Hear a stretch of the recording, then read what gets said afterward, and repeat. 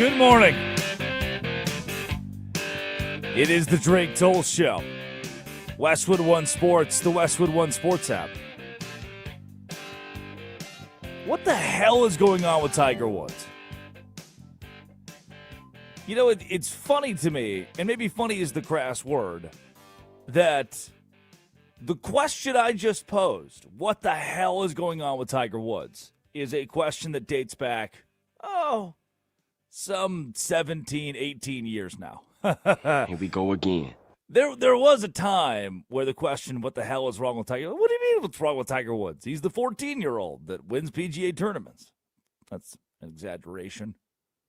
But there was a time where what the hell is Tiger Woods doing had a positive connotation. I'm not so sure about that anymore. Good morning, world. Westwood One Sports, the Westwood One Sports app, is the place for you to wake up or go to bed or have a little midday soiree with some of the most unique voices, opinions, takes, storylines in all of sports. And today, there is no room for a Mount Rushmore. Oh, look, top 4 greatest Dr. Seuss books. We won't do that today. Not after the Lakers knocked off the Cavs 127-113. They're one of the hottest teams in the NBA, those Lakers. Not after Italy, missed the World Cup again. 3 straight World Cups that they've missed due to a loss to Bosnia and Herzegovina. Why should you care? I can explain. C.B. Buckner, the umpire, who missed 20 calls in a single baseball game. Due to the ABS system, we can challenge those calls. And now people are, imagine you're a CPA and you're doing taxes for other people, but you do it publicly, and the entire world looks at you and says, man, you really suck at doing taxes. We didn't know you sucked at this, but now we can all watch you do the taxes, and oh, geez. This high-profile job that Buckner signed up for has led to public scrutiny. Yeah, I mean, if you didn't do a good job at your job and everybody else can watch it, guy goes 0 for 4 strikeouts, we can see that. It's tangible. There's statistics for that. Umpires are now getting that same treatment. Roger Goodell backing the Rooney Rule. Wasn't it the Rooney Rule that we talked about had to be restructured? Because ultimately, when it was put in place almost 25 years ago, since then, there have been the same number of black head coaches in the NFL, or the hiring rate that has shrunk, and now a target that's on the back of minority coaches. It's being utilized, the Rooney Rule, that is, as we have to interview that guy. But let's throw it away after we do. Let's not actually take it seriously. All the way to Dan Hurley, which this is, I don't even know how a human being, like, hey, Dan, you didn't get teed up. You didn't get a technical foul for putting your forehead on a referee's forehead. Like, he looked like one of those small wet dogs. I think they call them chihuahuas. Just kind of shivering on the sidelines as he put his forehead on the referee's forehead menacingly. And then yesterday said, I thought the ref was looking for a chest bump. Why would the ref ever be looking for a chest bump? Dan, you didn't get teed up. No one's asking you to say anything at this point. And you know what? If they do ask you to say something, hey, Dan, what was the situation? Can you walk me through the situation where you put your forehead on the guy's head? All you have to say, this comes through good media training, is, hey, man, in that moments in the past, I got excited, happy for the win. And it's a non-answer. You don't have to, no one retweets it, it doesn't go viral, no one talks about it. It's a non-answer. Bad answer. We don't have that, though. Dan Hurley instead, it's like, I was just trying to chest bump him. Again, I implore you to think about any time in your life where you thought, yeah, the best idea for my coach right now should probably be to chest bump the referee. Go celebrate with that guy. But these stories, these things that we'll get to today, March Madness this weekend, the men's side, the women's side, the NBA, we're a couple of weeks away from the postseason now. The NFL draft, that is approaching. And I'm being told that Ty Simpson is now going number 1 overall, but also maybe in the 7th round. Not sure why that's the name we've gravitated toward this offseason, but we have. With all of that going on, today's first story, the thing I want to start with today, is Tiger Woods. Growing up, see, for me, watching Tiger is probably a little bit different than how it was for you. For you watching Tiger, you were 24, and you turned golf on CBS on Sundays. You listen to Vern Lundquist call your golf every week. And you'd watch this young hotshot Tiger Woods that just took the nation by storm and was winning every tournament. And oh my gosh, could he be the greatest athlete of all time? And then you get into the conversation of semantics of, okay, what is athlete? Do we consider golfers athletes? And yeah, he's dominant. Is he in the Michael Jordan category? And how do we, Joe Montana was such a good quarterback and he won so many games. My buddy thinks it's Joe Montana, but I think it might be Tiger Woods, but can golf be counted? It's pretty impressive what he does. And for me, it's a little bit different because I was so young.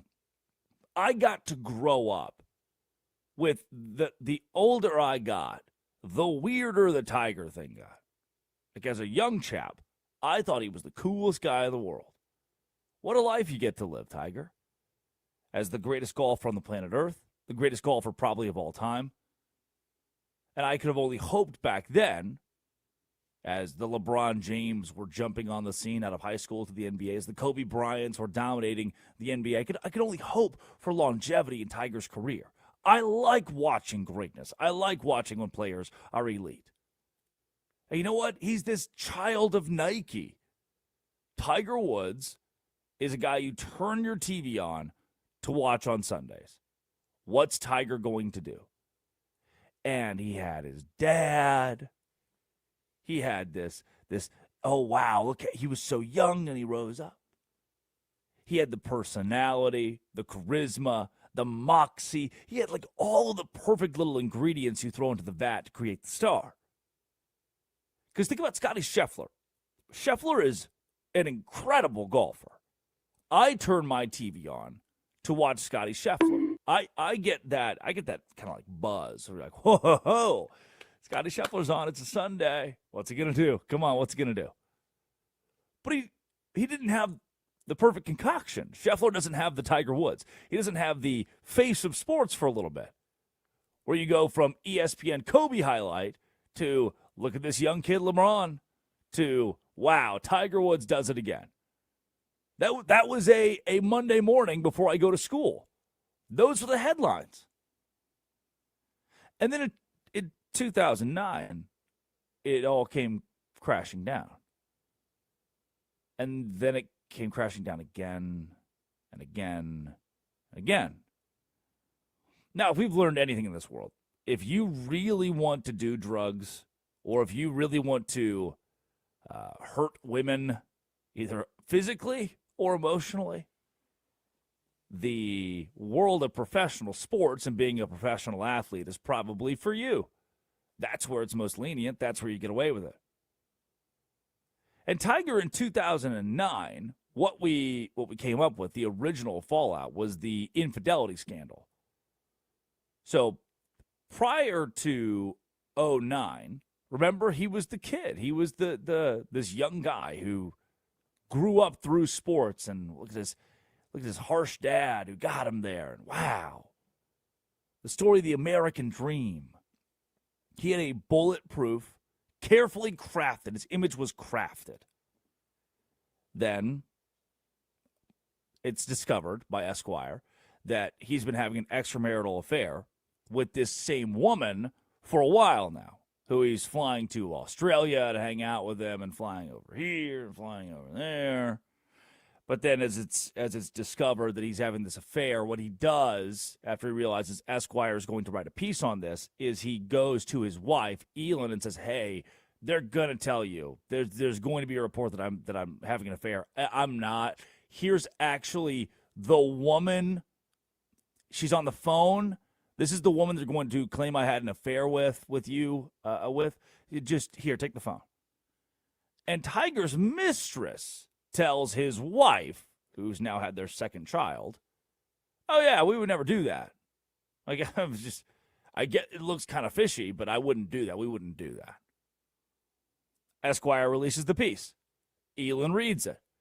She says, "Uh-oh. It looks like you probably did that." Now, in spite of that, and in spite of dozens, of women coming forward, Elin stays. It's like, all right, we got 2 kids. I love you. I'll stay. Not before, when she figures this whole thing out. Tiger is on a myriad of drugs to go sleepy time, and she wakes him up, grabs a golf club in the middle of his sleepy time drug thing. He sprints out the door, gets in the car. Remember the pictures? You remember the pictures. Gets in the car and is driving away from her, only he's had a couple too many. He's had a couple pills. Drives off the road, hits a fire hydrant and a tree. And then Elin, to help save his life, takes the golf club and batters the vehicle, trying to get him out of the car to save him. Obviously, it's not quite. I'm not sure that was Elin's goal. Now, she stayed with him until it was discovered that Tiger had also, in the middle of this affair, one of the women was their neighbor's daughter, who they'd known since she was a teenager. And by all accounts, the affair occurred when she was of age, but that was too much. And America collectively said, oh, wow, that's not good. 2017. It's as if we left that moment. Remember John and Kate +8 when that was a show too? There's just this weird time, the late 2000 decade of just weird stuff's happening in the tabloids. These people that you were like, oh, I thought they were cool. I idolized them. And what's crazier is you wouldn't like. We're leading this whole thing to Tiger in 2019 where he comes back, and everybody's this one of the great sports moments of all time. But he got arrested in 2017, exposing prescription meds being an issue for him. DUI, falls asleep, Jupiter, Florida, no alcohol in the breathalyzer, toxicology. 5 controlled substances. That report comes back. 5 controlled substances. Sleep aids, painkillers. And now we know Tiger's got a chemical dependency. So it's exposed Tiger is dealing with all these things. Injuries have riddled his career. And now we've got the 2009 fire hydrant crash. We have the 2017 drugged driving arrest. Remember the 2021 rollover crash, California? He's going 80 miles an hour in a 45. Just keep Tiger Woods away from cars, please. And now this. You've spent your whole, you could have been the guy who won the Masters in 2019, which is suspiciously only 2 years after your previous DUI arrest, after a DUI arrest. We didn't care. We don't care as sports fans. Remember, as long as you are good at sports, we will let you do genuinely whatever you want. Kick the dog. Hit the kid. Say whatever you want to your wife. If good at running, if good at golf, somehow we as society just stop caring about your personal side. But the legacy and reputation that Tiger is trying to build, the work that he put in, the seeming work that his PR team put in to resurrect his image from, I've cheated on my wife over 100 times, allegedly. Resurrecting that image into 2019 in the Masters, or to today with Tiger's Pro Golf League, and I've got my own tournament, and come on, guys, I'm like old man Tiger. He's really not even that old. He's 50. We got plenty of golfers play past 50. I mean, he was hurt, he was banged up. I mean, what excuse do we not have about Tiger Woods? Where the legacy of a Michael Jordan in the conversation of greatest athlete of all time, the legacy of a LeBron James in the conversation of greatest athlete of all time, of Tom Brady, you're going to say those dudes are stupid weird, like really weird. You listen to Tom Brady talk, you listen to some of the greats speak, and it's not always fluid. Listening to LeBron talk's not always fluid. But you know what? Doesn't wreck cars. Doesn't have nefarious lifestyle outside of his family. Yeah, Michael Jordan sure did love to gamble. We know that. But he wasn't wrecking cars and wrecking his family with over 100 women. Like when we talk about Tom Brady, we're talking about a dude who, there's a commercial where his batteries go dead, right? These are strange guys. But their legacy can be squarely placed on the field, and that's what makes them the greatest athletes of all time. For Tiger, you bring up Tiger and you go, oh, where do I even start? And he did it again. And now he's going to hang it up. And he said he's going to get treatment, rehab. He was preparing for the Masters, which what just a performative thing. I'm going to come back and play, well, just for the Masters. And now he says, you know what? I'm hanging it up. Tiger, done in 2026. I think Tiger should be done altogether. Your last great media move is just to say goodbye and be done. There's a lot to fix in that camp. Coming up, is there a lot to fix in this camp? Jaden Ivey has been waived by the Bulls after anti-gay comments. Oh, what do we do with this one? It's Westwood One Sports, the Westwood One Sports app. This is the Drake Toll Show. The greatest.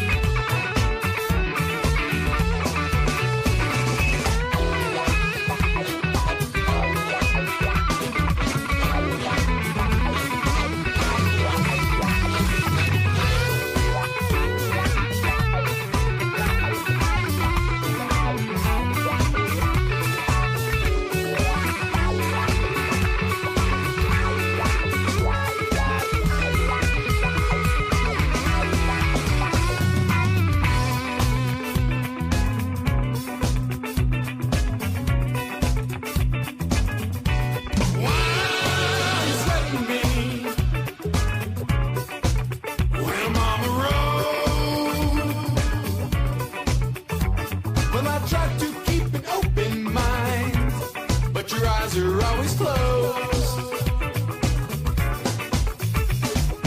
Got to keep it old school. Got to keep it strong. Got to keep on grooving till my money's all gone. The big G's. Listen what I say. If you are my soul, you best walk away. 'Cause all I wanna do is F-U-N-K. F-U. F-U-N-K. F-U. F-U-N-K.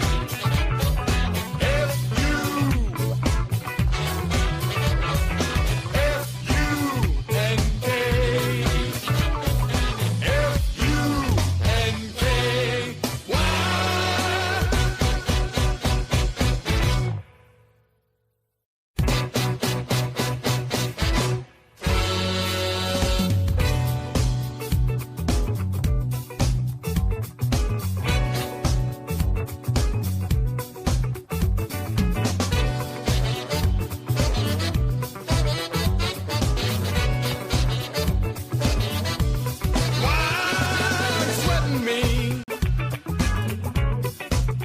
each and every day. 'Cause every time you come round, I look the other way. Got to keep it old school. Got to keep it strong. Got to keep on grooving till my money's all gone. I'm a big boy. Listen what I say.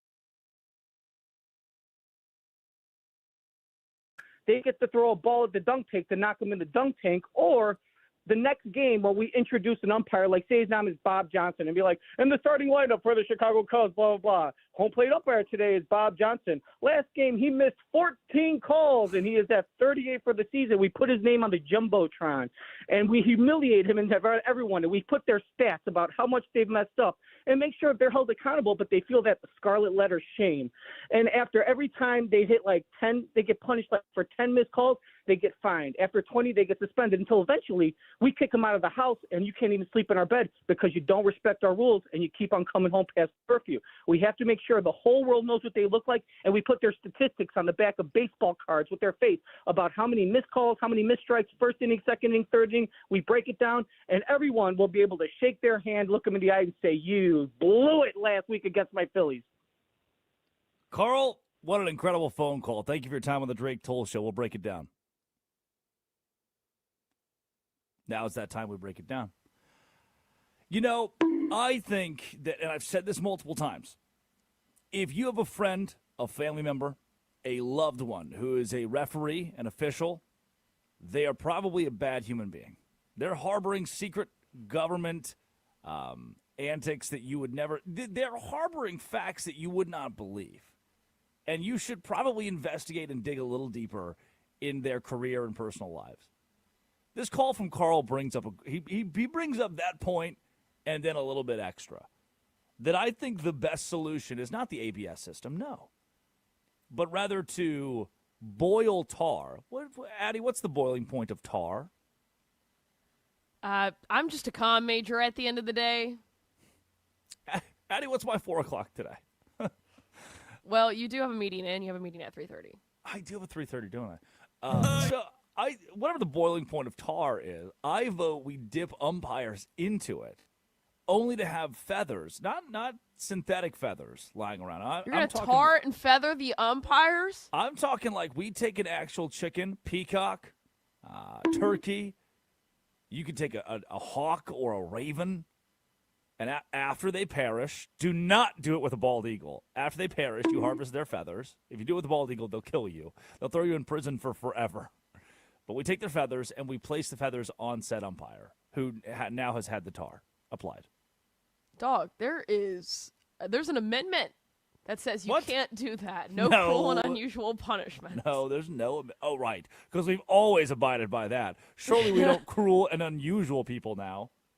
I think the biggest part of that call, though, was instead of focusing on the umpires, one of these things that ABS is doing is showing how smart these players are. There's a video the other day of Salvador Perez, catcher for the Kansas City Royals, how well he knows the strike zone. And his challenges immediately, and it was just even a little bit. It was just like not even 10% of the ball was in the strike zone. But he knew it. He was like, yeah, that was a strike. And I think that's so important. And people go, oh, it's going to make the game take longer. No, it doesn't. It takes 10, 15 seconds. So I'm sorry if that's a long time. Like, sorry to your wife. But I just think this ABS system is fantastic. It's amazing. And it's showing that some of these umps probably shouldn't be in the majors, a.k.a. Stevie Buckner. Yeah, that was we'll bad. also get to later in the show. But yeah, it's fantastic. Really bad. I love how ABS. it's showing their stats, how accurate they are, how inaccurate they are. It's amazing. Yes, I'm fine with, and umpires have gotten better and better. It doesn't make them foolproof. I am fine with the public humiliation to ensure that the game is fair across the board. Otherwise, you get what happened in the World Baseball Classic. And I think both sides, the U.S. Would agree in that game against the Dominican that was just a stupid way to end it. It ruined it. Now accountability is helping sports. Speaking of accountability in sports, good answer. Sit on it.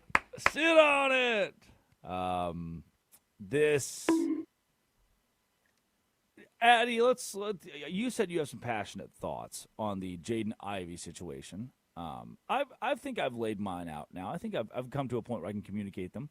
Addie, what are yours? Where do you want to start with this? So I feel like we got to give some backstory for those who don't know, and if you don't know, now you know. So Jaden Ivey came out, and he's doing this thing on his Instagram Live. He did not come out. I want to be very clear. Jaden Ivey did not come he out. Didn't. Quite the opposite, Although actually. some players are saying that if he just did that, that would make it better.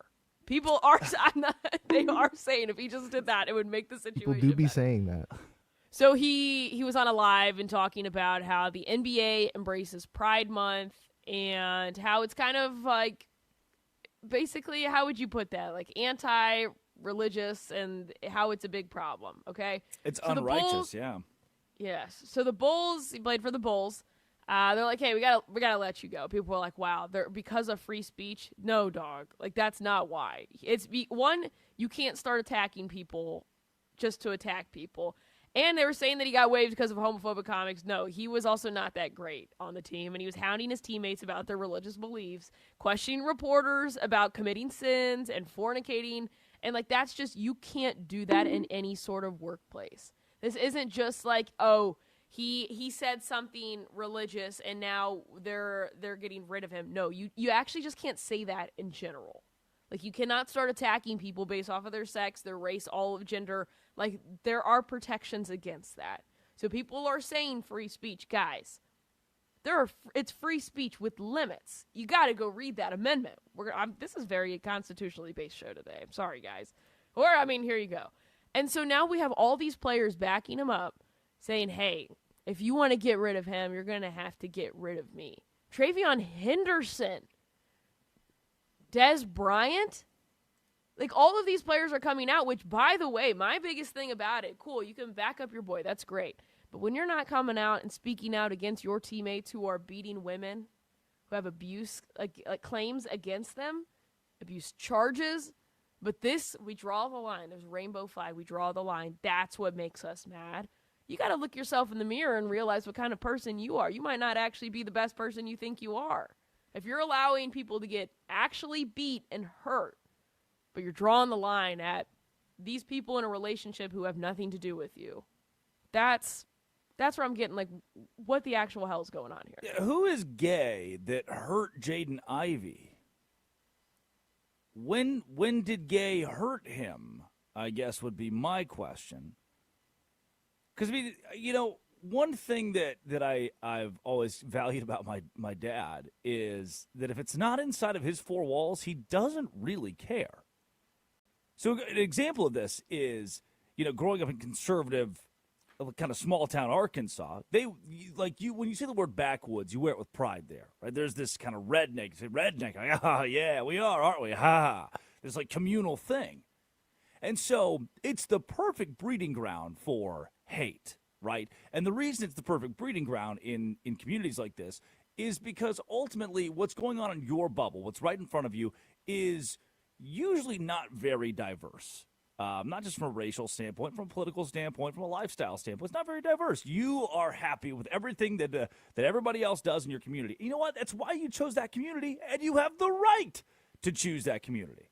So it's a perfect breeding ground for hate because it's easier to hate something than to work to understand it. But for my dad, like, hey, Dad, what do you think about, and this, it's also crazy to think this was only, 10, 12 years ago. Hey, Dad, what do you think about those who are gay being able to get married? And my small town conservative father's like, oh, hey, if it's our neighbor, if it's our next door neighbor, if it's why would I care? It has no bearing on me. It has no effect on me that I need to openly speak out or be against these people. Because if we want to go back to the mid to late 1700s, we fought a war, established a country, and we established said country on the principles of freedom. That, hey, if you want to be free, and now look, that means a lot of different things to a lot of different people. I understand that. Well, they established the freedom because they wanted to ensure that then they had a fair system of voting toward what represented them and how they were represented. You're like, yeah, okay, representation's a big thing then. And what is freedom? How far is freedom? Where's the line? Because we can't kill people. Yeah, I get it. I know. The semantics of it lead to a much deeper, longer conversation that I don't have time for sure. But ultimately, that word free, the ability to have your right to vote on something, to have it be legal, like it's legal to be gay. It's legal to be gay and get married. And you know what? Somehow still, I don't think that's even the main point of this conversation with Jaden Ivey, who, if he had it his way, right, seems like he's more prone toward a theocracy. Like, what if we were all governed by religion? Certainly his religion is the one that's right, so we would choose his, right? At least that's seemingly what he would portray here. My thing is if that's what you believe, if your religious beliefs are that you don't want to eat pork or you don't like gay people and they shouldn't be gay, that they're unrighteous, that they got to fix their lives, if that's your opinion, guess what? Radio show host, I'm not going to stop you. Do you know why? Because I just told you that word free. You can think whatever you want. I can't stop you. I'm not going to sit here again. I can give you a list of 7 reasons why I think you should be able to be gay and it be legal and be able to get married. And you can disagree with those 7 points. I don't need to go on a campaign speech here about this issue, which I don't think should be an issue. But I do know this, that if my company it didn't sound like the NBA had a Pride Month. They're just like, hey, it's Pride Month, everybody. Happy Pride Month. If you're gay, this is an opportunity for representation, because for a long time that community was an outcast in the U.S. So hey, happy Pride Month, which Jaden Ivey did not like. If your company does that and you have a problem with it, if you're working at Jones & Jones Law Firm and they do Pride Month and you have a problem with it, don't work at Jones & Jones Law Firm. Just don't do it. And if you go to your boss at Jones & Jones Law Firm and say, hey, I don't like Pride Month, and I don't like that we're doing Pride Month. And then Edward Jones of Jones & Jones says, well, my son's gay. And I really appreciate the representation and spotlight that it gives him. To feel like he's welcomed and involved. Yet still, you, the employee, say, I don't give a rat's ass. I don't like Pride Month. Then you know what's going to happen? They're probably going to fire you. Jaden Ivey got fired. Disagreed with the thoughts of his employer, disagreed with how his employer did business, and he got fired. And it wasn't just the one-off incident. Addie, you talked about this. There's a pattern here with Jaden Ivey. There's a pattern with Jaden Ivey of asking reporters if they've had sex before they're married. If those allegations are true, we're dealing with like, that's not the way. I grew up in a little Baptist church. We didn't just go around asking people if you sin. I missed that part of the big book. But past all that, dog, past all that, I'm way past time. I'm past all that. If your employer definitively says, we support this, we don't support this, and you disagree, if you can't handle that, then go work for a different employer, because it's your freedom to do that. It's their freedom to stand up for what they think is correct. So all these players come out of the wood, I back him up, I back him up. He's not a hero. He's not a martyr. He just disagreed with his work. He's got free speech, yes. Yeah. And the Bulls have the freedom of speech to say, you're fired. Okay? This happens every day at the level of I disagree with the company culture of where I work. Or the company disagrees with my culture. So you get fired or you quit. That happens every day. That's not a big deal. I just believe something you don't. You are spreading anti-gay hate. Right, that's to me, that's bad, right? I think that if you are gay and you're listening to the show today, you shouldn't feel like you are outcast by NBA players, or that they don't like your lifestyle just because you're a man and you love a man, you're a woman and you love a woman. Like, what bearings does that have on me to hate you or disagree with? Why you would disagree with you doing that? You're not hurting me. You have no effect. Why would I have a vehement opinion against you? Jaden Ivey does. And you know what, Jaden Ivey? While I don't think it's okay, you may think it's okay. You're just going to have to be okay when you get fired from your job. And you did. Coming up, our biggest losers of the day. What a segue. Westwood One Sports, the Westwood One Sports app. This is the Drake Toll Show.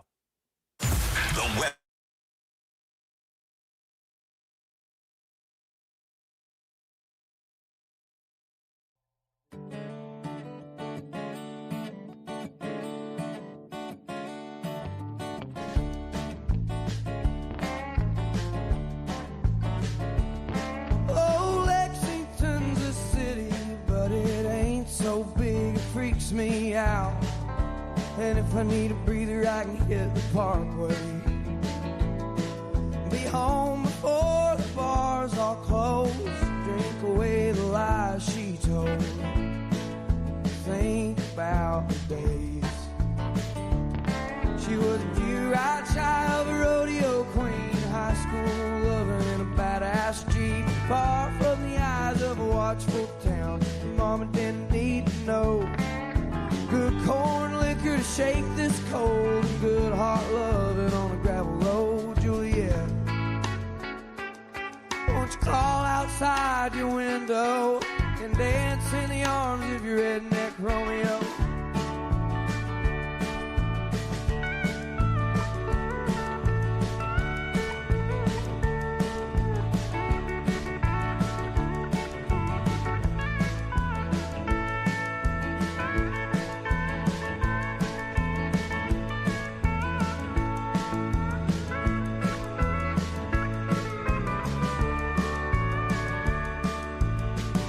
Push came down to shove, I'd be a band for her love. Shoot sharp and walk away. She was good before she changed her name, and I bet that ain't all that's changed. Goddamn, I remember the nights. I was a young punk kid from a dried up town, Cold Car County full of hunting hounds. She was the one who kept those boys at bay. Her high heels and my red wing boots, cutting couches in the living room, Juliet. Won't you crawl outside your window and dance in the arms of your redneck Romeo?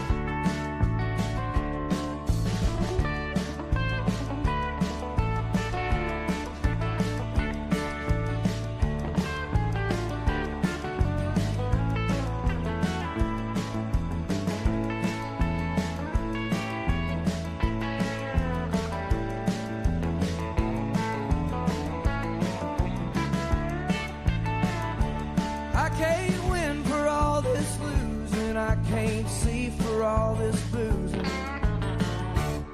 but by God I can keep it together.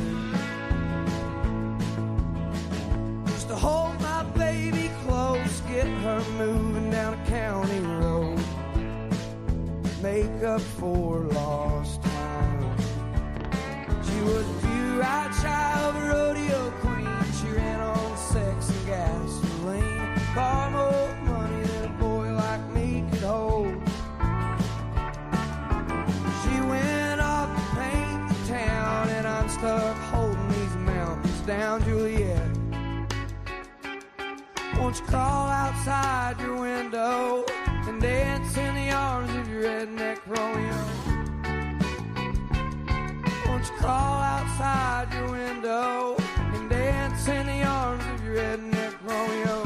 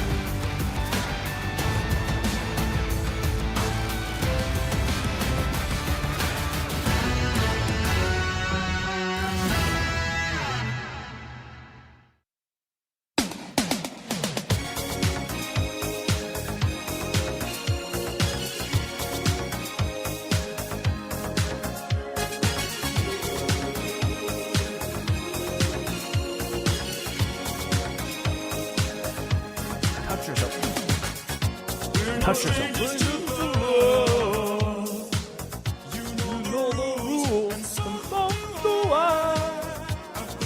Man.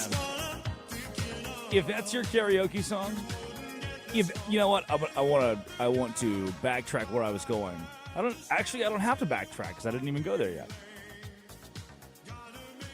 If this is your karaoke song before midnight, you are a terrorist. Like if you're Rick-rolling people at 11:10, that's way too early in the night. If it's 12:48 and you're doing karaoke and you do Rick Astley's Never Gonna Give You Up, you're in there like swimwear. The whole bar is going to be just loose enough to appreciate it. That was your April Fool's.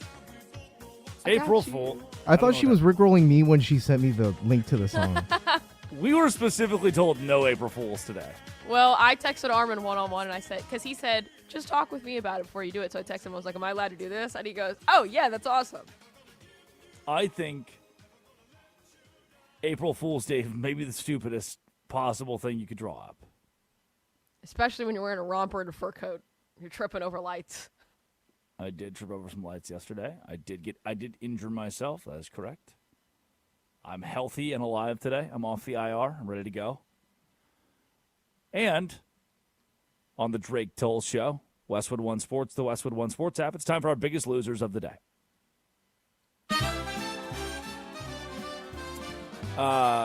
Biggest loser number one, Jaden Ivey. The part I didn't get to, which I think is like it's not the rant that I wanted to give should not be comedic. There are pieces of this where I'm like, wow. So anti-LGBTQ plus comments. He comes out on his Instagram Live, which if you're an athlete, for some reason you love to go live on social media and just be saying stuff. He said that the league and its billboards celebrate unrighteousness. Then, listen to this. In a follow-up stream after his release, Ivey called out NBA superstars, stating championship rings won by Michael Jordan, LeBron James, and Steph Curry are not going to matter on Judgment Day. Which, yeah, I guess. But what does that have to do with anything here? He then said that Steph Curry, is not a true Christian and had not surrendered. Okay. And then hours after being cut, Ivey hosted another live stream while sitting on a commercial flight, which you cannot do. I don't care how much the power of Christ compels you. You cannot live stream on a commercial flight. Neither can I, by the way. It's just like, as humans, we're not allowed to by the law. Ivey hosted a live stream while sitting on the flight, claimed he didn't get himself waived, and that teams won't sign him because they think he's too religious. He was eventually forced to cut the stream short by flight attendants because the plane was trying to depart. You know what? Can I say something? Maybe you did get cut because you were too religious. Maybe that is what happened, actually. If you ask someone, are you having sex before marriage? And your boss says, hey, that's a really weird question to ask a reporter. Okay, yeah, but I'm practicing my religion. Hey, please practice that side of your religion somewhere that's not the workplace. Pretty fair thing to ask, actually. To not ask reporters if they're having sex before marriage. So maybe you were a little too religious. But I was always taught that religion is the enemy, and faith is the friend. Biggest losers today. What do you say? You're a biggest loser if you think Tommy Lloyd's not focused. Like, he's focused, right? Come on. He's focused. Here's what Tommy Lloyd had to say about him being focused. I'm sure when you made that comment in San Jose about there's going to be a great coach after me, I know you've made similar comments like that before about the program history, but some people were taking that to think, well, maybe he's going to go. So what do you make of that, and has anything changed, being as there still is talk out there? It's absolutely true. There's going to be another coach. This is a great program. I didn't say when. You know, I mean, and people are going to speculate all they want. Guys, this team has my full focus. Nothing, I promise you nothing is knocking me off that path. And you guys might call them distractions because you're distracted. That doesn't mean I'm distracted or we're distracted. You know what's pretty cool? Once you get some experience in this deal and you're a player or you're a coach who's been at it a while, you get pretty good at, eliminating the distractions. So I think I'm pretty good at that. And I just can't wait to get to practice today. I'm going to go meet with the staff right now. We're probably a little bit late. That's why Nate's pushing me to get up there. And I'm going to go try to have a good practice. Non-answer. I'm realizing now he sounds AI.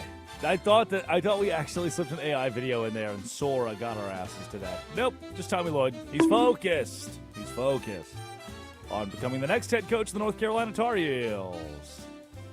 Our biggest losers of the day today on the Drake Toll Show. Sponsored by Tidal Car Wash.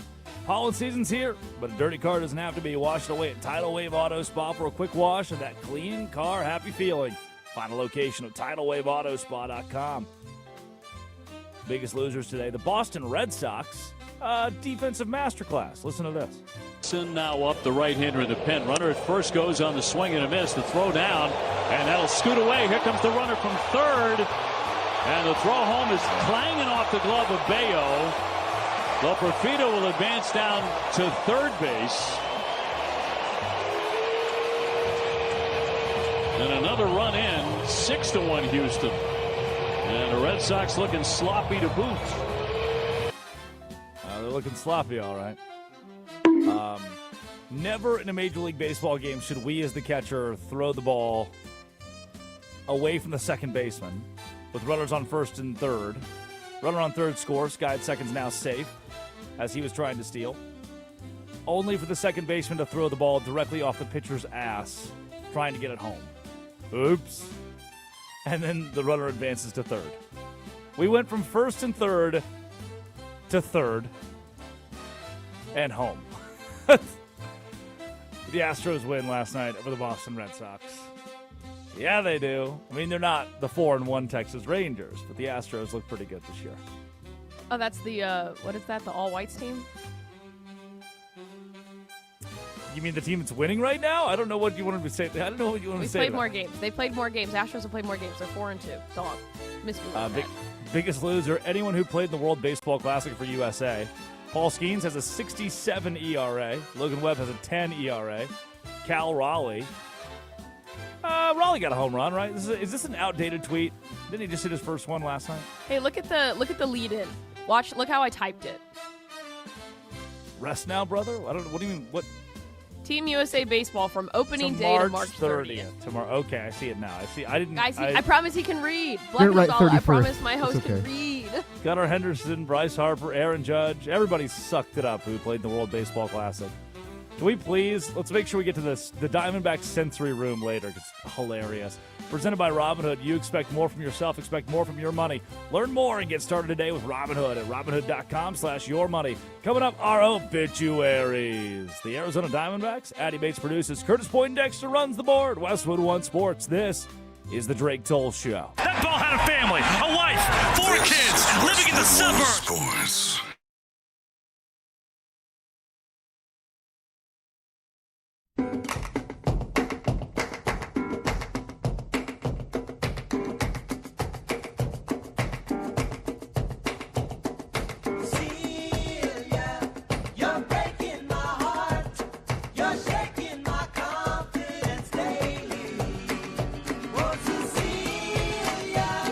I'm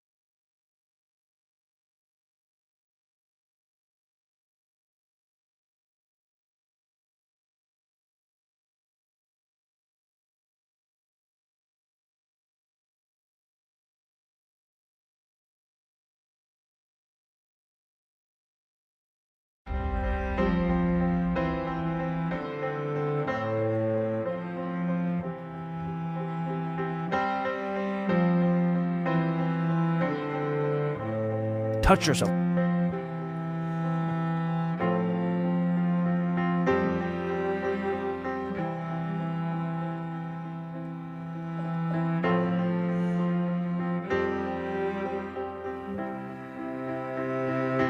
wanna have friends that I can trust, that love me for the man I've become, not the man that I was.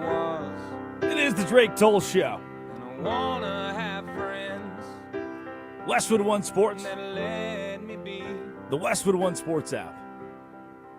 all alone when being alone is all that I need. Addy Bates produces. Curtis Poindexter runs the board.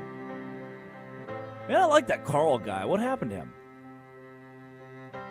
You sent him on his way. 310-840-4910. Still talking about ABS. 840-4910. It was an impassioned rant. He seemed really excited by ABS. Touch yourself. I think he was more excited about the humiliation of the ABS thing. People like that. And what it does to human beings. When do we start giving... How do we incorporate robots into the NBA? We've already done it in tennis, and it works out really... And soccer, too, by the way. You're telling me we can't have NFL robot refs? Man, the Ivey brothers. That's for Josh Graham. This is my... It's my peace offering, my peace pipe to Josh Graham, Adam Abdallah, and Chris Play. We're all gonna sit together, hold hands. Every little thing is gonna be all right. It's a Bob Marley song. You guys will know Bob Marley when you're older. Gosh darn it. We're gonna get a call from corporate. We're gonna get a call from HR.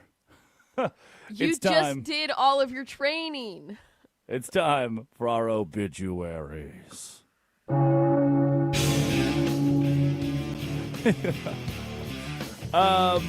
Somehow, how do I want to? I've got to figure out how I want to phrase this. You know what? Dead today. People with sensory issues not being involved in their favorite Major League Baseball team. You hit the gong too early there, Curtis. The Arizona Diamondbacks now have a sensory room available for all games at Chase Field. ABC 15 Arizona says the D-backs home opener sensory room accommodates individuals of all abilities and ages. Ha! Rebecca retweets with going to the sensory room at the top of the 8th inning when the bullpen blows a lead and I want to hurt myself.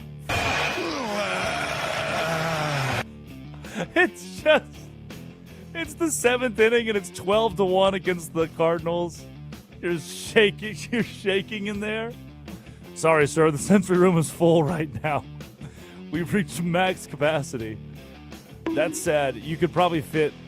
They've got a bit of an attendance problem at Chase Field. You could probably fit a lot of the fans that are at the game in the sensory room. I get it.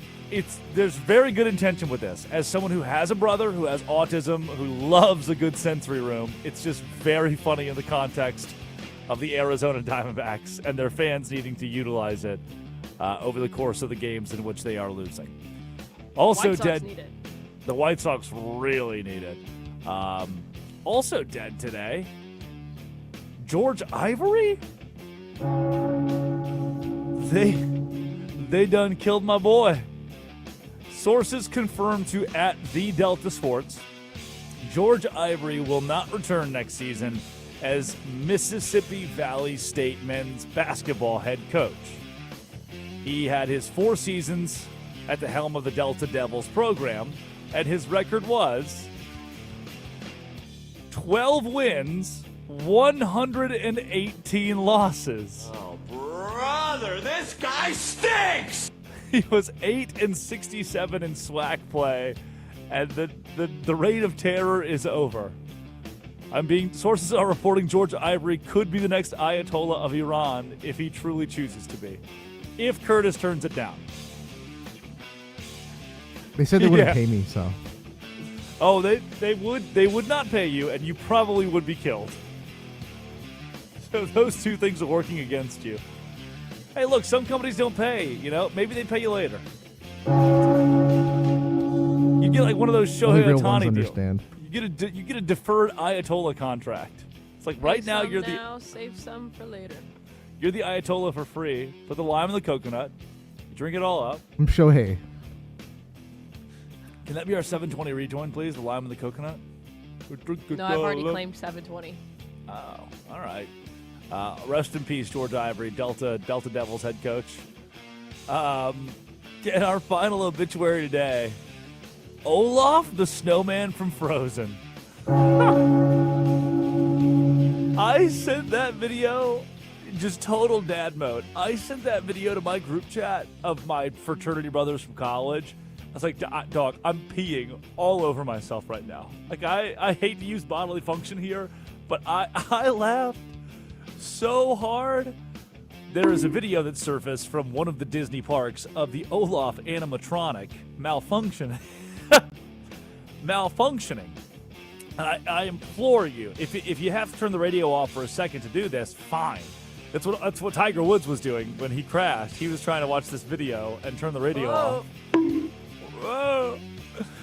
Well, I implore you to look up Olaf malfunction because the video is incredible. The little animatronic is waddling around, speaking full coherent sentences, and then middle of the sentence, his eyelids open up as far as possible. His mouth gets a little bit wider, just his face of shock, and then he falls straight backwards. To be fair, that happens to Curtis at least once a week. Like 3:30 usually is the time, yeah. He falls straight backward, nothing to catch him. The second he hits the asphalt, his nose goes flying. I could watch this video all day. Oh, it's a great meme. Rest now, brother. We have the watch. We'll see you in Valhalla. Rest in peace to Olaf.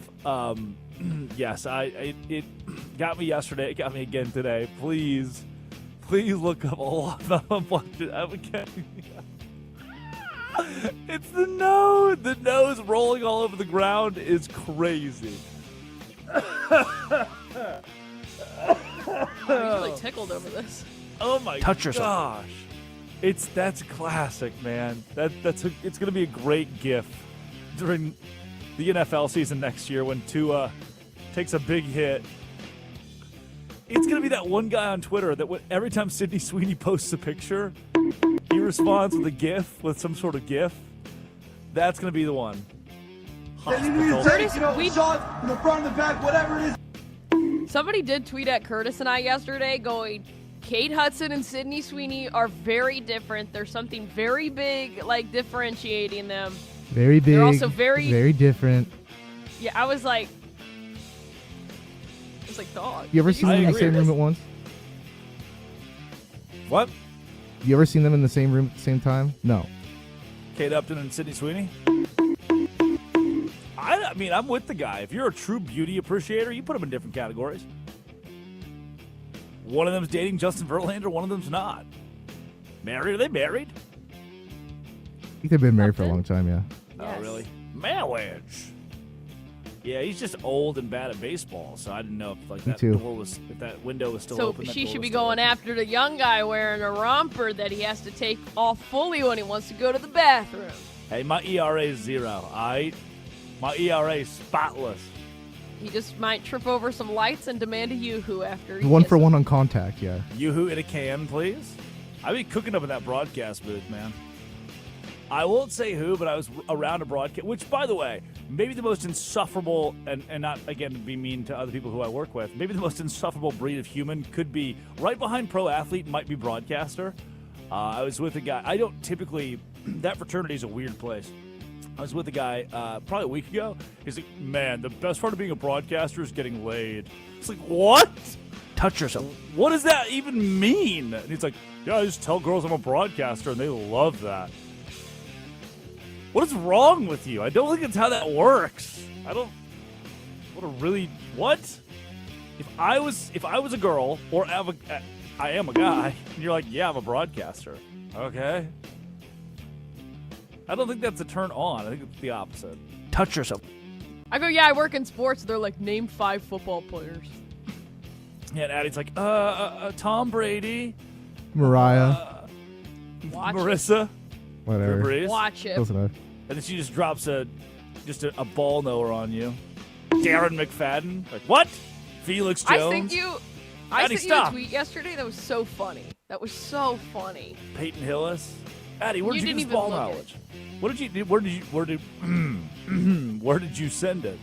I sent it on Twitter. So it was somebody put together all of the Lance McCullers Jr., his pitches, they overlaid them. Yeah, I saw that. And then somebody responded with, this is what Doc Ellis was seeing on June 12th, 1970. Yeah. I sent that to my other group chat. I should have responded to you. I saw it. I loved it. And I spread that to the world. Yep, it's a good tweet. Wow. Thank you, Addie. You nailed it. Load the car and run. All right. Those are our obituaries today. Time for the Quickie. Top 5 headlines in all of sports. Addie Bates reads them. Drake Toll responds. Ooh, Italy miss out on 3rd straight World Cup and shootout loss. I'm old enough to remember Italy winning the World Cup. What have they done since then? Haven't made the World Cup a single time. You know, I take it for granted. I always get so frustrated when the U.S. loses in the World Cup, which they always do, like quarterfinals. It's as far as you can get if you're the U.S. legally. They don't let you go any further because we're bad at soccer, even though we invented it. Sarcasm. Missing the World Cup altogether that's insane. Like, at least the U.S. makes the World Cup. To go from winning it to missing 3 consecutive times is kind of silly, and you should be ashamed of yourself, and you're a biggest loser. Take that, Italy. My favorite this is what you part get for is- the Stalin thing. My favorite... Mussolini. Yes, Mussolini. Oh, my God. What other people are paying for the Stalin thing right now? My favorite part was that they announced they showed their jerseys that they had made. I'm like, dog, put those away. Put those back in the closet. Hang them up. Second headline. Jaden Ivey, what are you saying here? Second headline. Dan Hurley, I thought the ref was looking to chest bump. Hell yeah, man. Every now and then I physically assault people. I'm like, what? I thought they wanted me to punch them. I thought they were looking for a punch. I don't agree with the guys who were like, oh, this game should be forfeited. Oh, they should go. They missed it. Like, I am not of the mind, as some of these analysts are, that the ref should have teed him up. It's a massive moment. Don't make the moment about you. America would have gone crazy. But also, what the hell are you doing? Why are you headbutting the referee at the end of the game? He's a dog. His coat's he's so Kim Mulkey coated. He's like peacocking around. He's like pecking at the air as he walks around, bebopping along. He's not saying anything. He's just chest poked out and head up. He's neurotic. And then he goes and head bumps the referee. What's happening with this guy right now? He reminds me of my junior high basketball coach, who was on some serious drugs, come to find out. His hand would flinch all the time. Like, he would like just do this little hand thing. Like, at any moment, like hands at his side, then he just lift his hand up and just wave you off. Like, why did you just wave me off? It's like, sorry, I have a tick. No. You don't have a tick, man. What's going on? Come to find out, our hypothesis was correct. That's what Dan Hurley looked like when he was given his old chest bump. I love that. Actually, what's so funny, I had one of my tattoos, the one that took 6 hours, my Jim Morrison portrait. The artist be like, okay, we got to take a little bit of a break. I'm like, okay, yeah, that's fine. He'd go to the bathroom. He'd come back. He's like, all right, let's go. We got this. I'm like, what were you doing in there? I was like, you didn't have this energy. Touch yourself. I love a good chest bump. Chest bump. Come on. Fun. No, we heard it. I heard it. Here's your next headline. Aaron Glenn, quarterback Geno Smith will lead Jets to promised land. Jets. Jets. Jets. Hey, let's go, Jets. He's no Mark Sanchez. Didn't Mark Sanchez stab that guy, or vice versa? Did that guy stab Mark Sanchez? He got stabbed. No, he got stabbed. Whatever. And then it was, got in trouble for getting stabbed. Mark Sanchez absolutely deserved it. Like, come to find out, Mark Sanchez probably should have been stabbed in this moment. If there ever was a time to stab a guy, Mark Sanchez kind of asked for it. Would be the butt fumble guy, though, for sure. He was the butt fumble guy. He's the last successful Jets quarterback. Let that sink in. Let that sink in. Geno Smith, man. Aaron Glenn, smell ya. Goodbye, my lover. Goodbye, my friend. He'll be fired this time next year. That's pretty obvious. What's next? Pistons clinch first division title in 18 years. That's awesome. And they're not the lack of Cade Cunningham has been okay. Which, I mean, you can't just have Cade Cunningham and be good. So, but the Raptors are solid.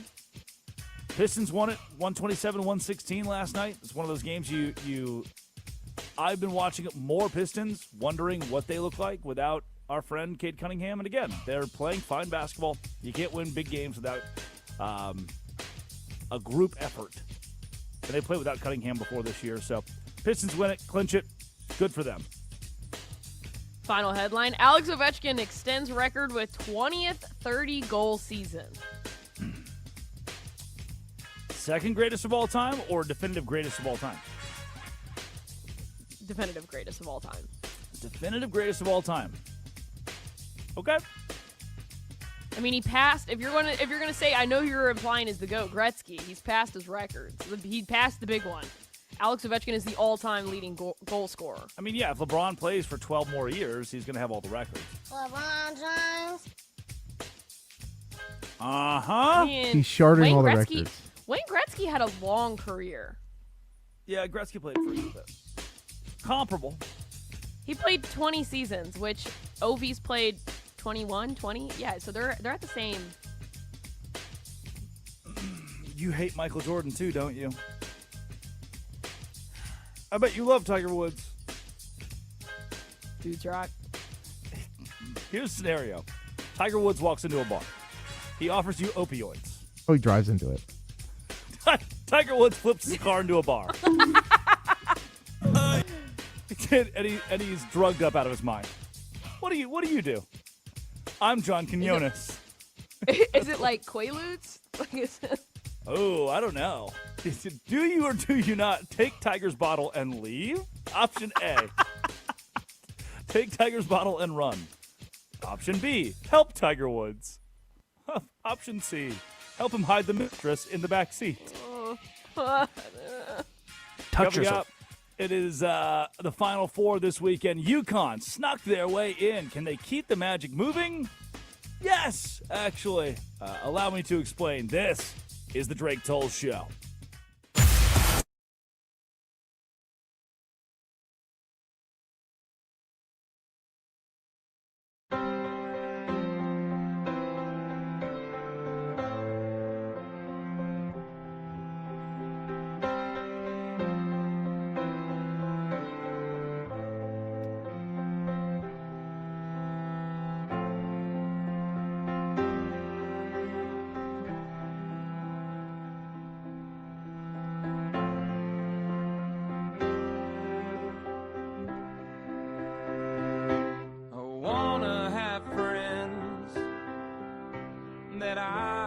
Trust that love me for the man I've become, not the man that I was. And I wanna have friends that let me be all alone when being alone is all that I need.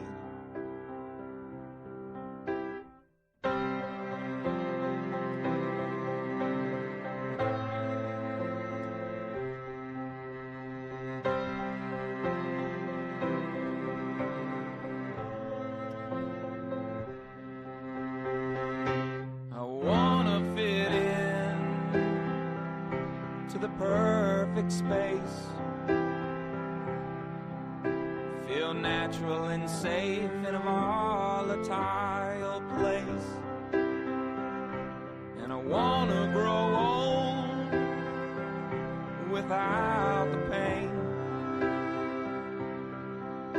my body back to the earth and not complain. Well, you understand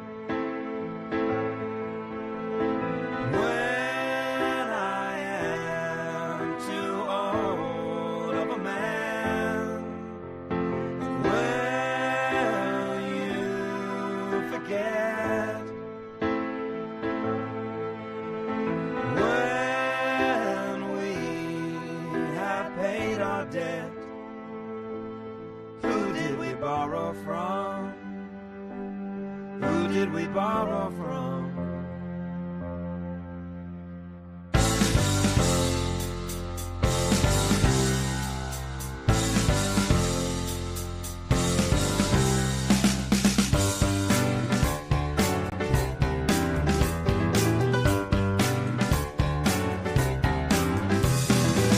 Okay, part two, now clear the house. The party's over, take the shouting and the people get out. I have some business and a promise that I have to hold to. I do not care what you assume or what the people tell you. Well, you understand when I am too old of a man. Will you forget when we have paid our debt? Who did we borrow from? Who did we borrow from? Oh, wanna have pride like my mother has, and not like the kind in the Bible that turns you bad. I wanna have friends that I can trust, that love me for the man I've become, not the man that I was.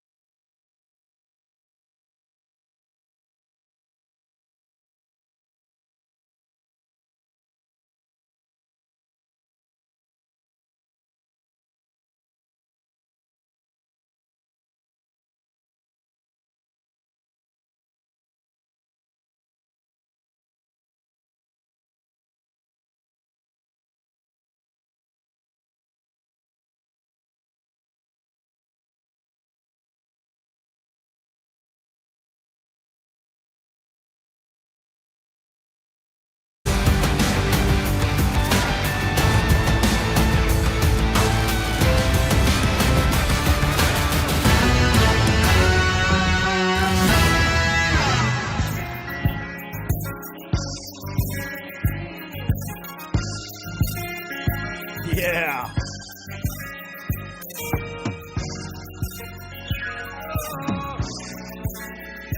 Play that funky music, white boy. Hey, I didn't make it sound like this. Wow. Can we have an open and honest conversation about how this is? I don't think this is Addie's fault, actually. It's not. It's whatever YouTube converter thing we use. No, I don't think it is that either, because if Addie listens to the MP3 file right now on her computer, it probably sounds fine. Venture to say she may not have done that before submitting. I don't usually. No, hold on. Time. This is what happens. I send Curtis the YouTube links, and I listen to them before I send them to make sure I'm sending the right version. I send Curtis the times and the YouTube links. Curtis converts them to put them on the show. So what happens after I send the YouTube links is out of my hands. Curtis, can I ask you, see, I always convert it to an MP3 to save Curtis a step. You're welcome, Curtis. Curtis, can I ask you, do you This is now we're really going to tell the listeners. We're going to reveal a lot here. Drum roll, please. Do you, Curtis, play the videos? Like, say we send you a tweet, okay, with audio. Do you play it on the desktop and you use the audio from the desktop to broadcast to the world, or do you download it as an MP3? I put it in a converter thing and then download it there. Oh, so every time you download the TikToks, the tweets, you don't just play it off the desktop and then route that audio back to the world? No. Okay. This is why whenever I'm sending texts like, hey, I'm trying to make Curtis's life a little easier before the show. And you're not. Come to find out you're not. I'm just now learning. You're right. We're just trying to... Sorry, Curtis. That's my fault. I shouldn't have sent you that last night. I should have sent you it during a break like Drake or sent you 20 highlights 10 minutes before the show. That's on me. I'll be better. I sent him an MP3. Yeah, I'm not going to do that on my work laptop because we just took a training on that. Phishing. No, we took a training on AI, how to recognize AI, which, by the way, blitz through that. Give me a cognitive test. Give me a cognitive test right now. Right, Tiger. I'm in there. I could see how that AI phishing quiz that we took for the company could probably trip some people up. AI's getting good nowadays. One of the questions was, if you see a video on Twitter of your CEO talking about how a competitor is a better, more superior company, what should you do? Never been faced with this dilemma before. And all these specific question too. Yeah, I was like, oh no, right, as if we've experienced this. Maybe we have.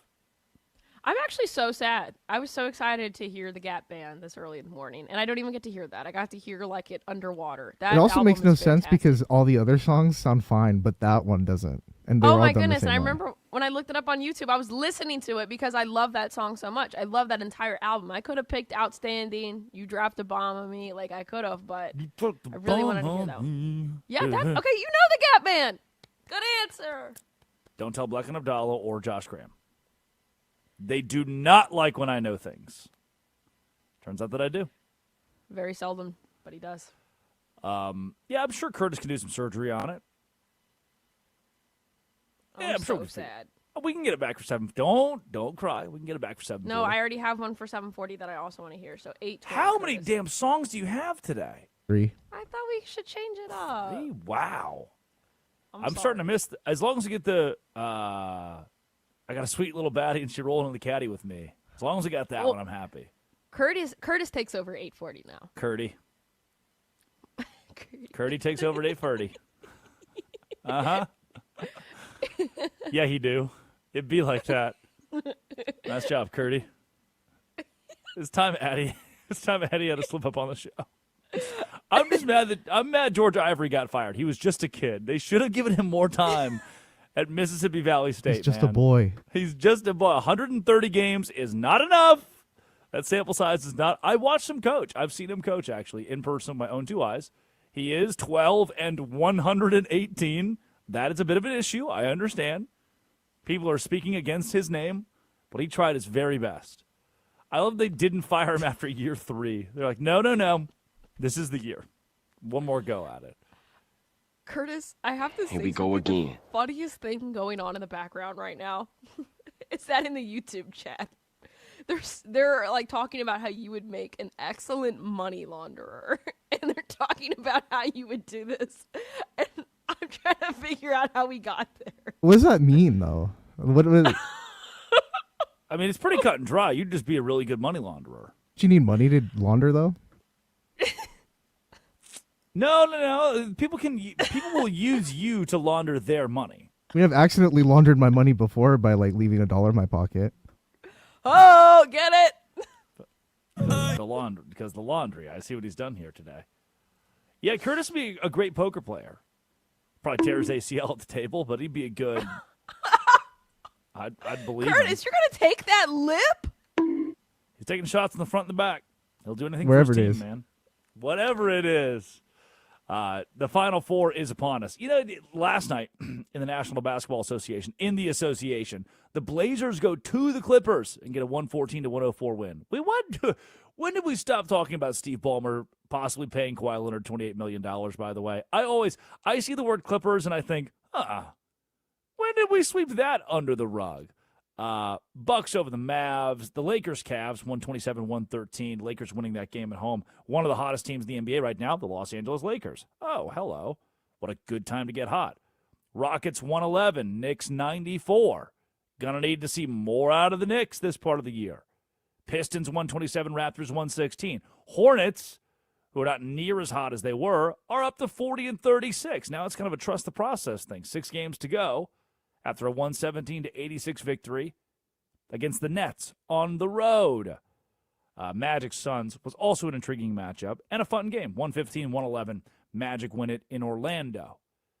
Suns were down 14 at the break, tied the game going into the fourth quarter, outscoring the Magic 38-24 in the third. Pretty good stuff. In Major League Baseball last night, that's a thing. That's happening right now, yeah. Yankees 5, Mariners 0. Rangers 8, Orioles 5. The Marlins are up to 4-1 after a 9-2 victory over the White Sox. And the Pirates won a game in Cincinnati 8-3. They've won a couple there. 2-3 now. Blue Jays sit at 4-1. Athletics steal one in Atlanta, get their first win. Shea Langeliers home run. 5-2. Braves offense completely fell apart. And the Cubs losing in Chicago to the Angels 2-0 was surprising, just for those Cardinals to win again. They're 3-2 and knocked off the Mets, shut them out 3-0. And finally, if you're a big fan of the Houston Astros, they're up to 4-2 now after a 9-2 victory over the Boston Red Sox, who are 1-4. That's what happened. That's happening actively. But happening in a couple of days. The big storyline of the week, the big event of the week, the Final Four. Both the men's side and the women's side is set. Illinois, UConn, Michigan, Arizona. UConn has... They're not the true Cinderella of what is left, right? And so when I say true Cinderella, none of these are Cinderellas. Correct. But if we had to distinguish a Cinderella in every round, if we had to say who is the Cinderella of the Final Four, it still wouldn't be UConn. They could be a darling because of the shot against Duke and because they knocked off Duke. Let me be very clear. You only get to become a darling. America only gets to root for you if you do something monumental against a blue blood. If you hit a buzzer beater against Kentucky. If you go out and squash Duke. You beat a Duke team that got a pretty favorable whistle throughout March Madness. Especially if you rally from down 19, it creates even more mystique around this. You get, in March Madness, to be the national talk of sports bars everywhere if you do something monumental against a blue blood. If UConn had beaten even Michigan, who's not a blue blood, if UConn had beaten, at this point, Indiana, if UConn had beaten Louisville, good basketball programs that are not blue bloods, and done so on a buzzer beater to make the Final Four, it wouldn't feel the same.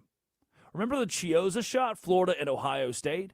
If that Chiozza shot had been against Duke or Kentucky or North Carolina or Kansas, that's a completely different story. We talk about that and immortalize it forever.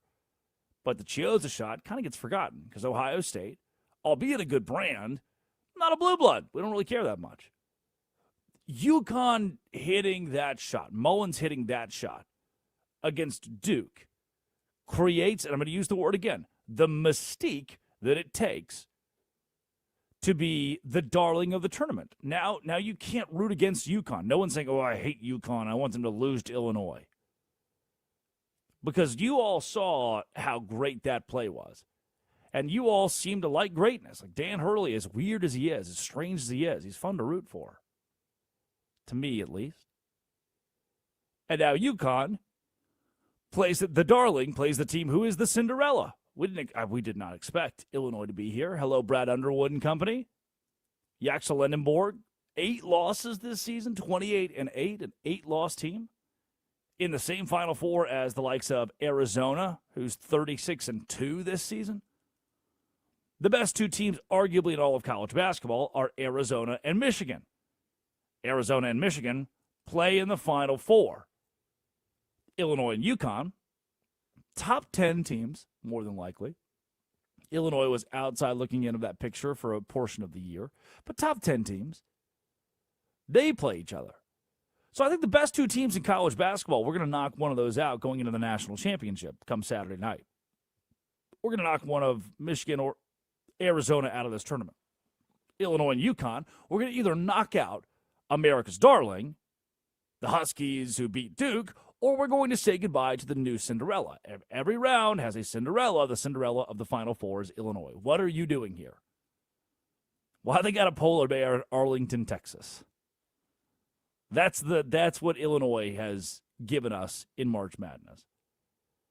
And the best part, if you are, this is not a betting show, but I love to go and throw a dime or two via a Robin Hood prediction market on college basketball or the NBA or the MLB. And I'm telling you, I am salivating that Illinois is a 1.5-point favorite, that Michigan's a 1.5-point favorite. Because this, at plus 110, this money line on UConn is so nice.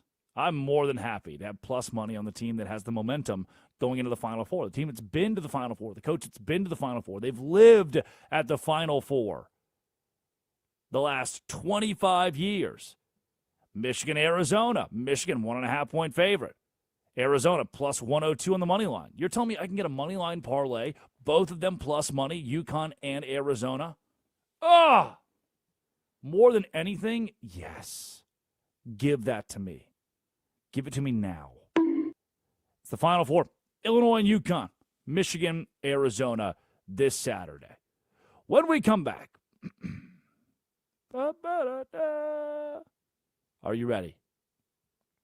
What you need to know about the Rooney Rule, that diversity rule in the NFL, and whether or not it's time to squash it all together. Sponsored by Progressive Commercial Insurance, which protects small businesses with affordable coverage options. Quote today at progressivecommercial.com. This is the Drake Tolles Show. The Final Four is set. Illinois.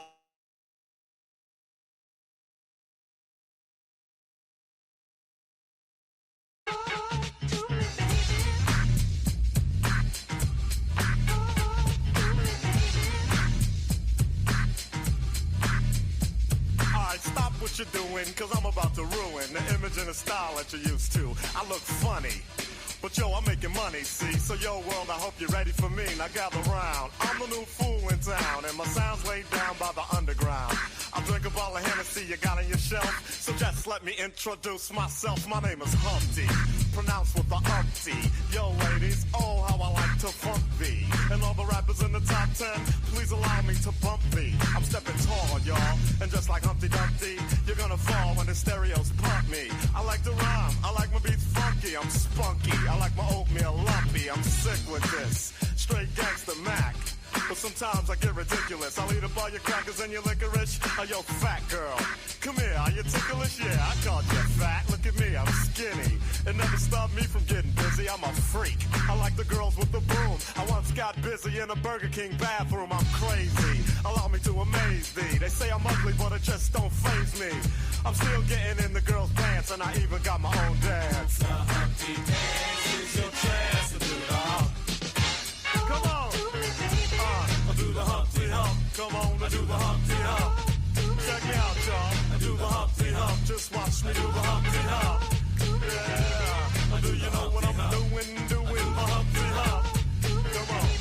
I do the Humpty Hump. I do the Humpty Hump. People say, yo, Humpty, you're really funny looking. That's alright, cause I get things cooking. You stare, you glare, you constantly try to compare me, but you can't get near me. I'm giving more C, and on the floor B, all the girls, they adore me. Oh yes, ladies, I'm really being sincere, cause in the 69, my Humpty nose will tickle your rear. My nose is big. I'm not ashamed, big like a pickle. I'm still getting paid. I get laid by the ladies, you know I'm in charge. Both how I'm living and my nose is large. I get stupid. I shoot an arrow like Cupid. I use a word that don't mean nothing, like Luke did. I sang on Do What You Like, and if you missed it, I'm the one who said just grab them in the biscuits. Also told you that I like to bite. Well, yeah, I guess it's obvious I also like to write. All you had to do was give Humpty a chance, and now I'm gonna do my dance. The Humpty Dance is your chance to do the hump. Come on, yeah, sexy lady. Do the Humpty Hump. I'll do the Humpty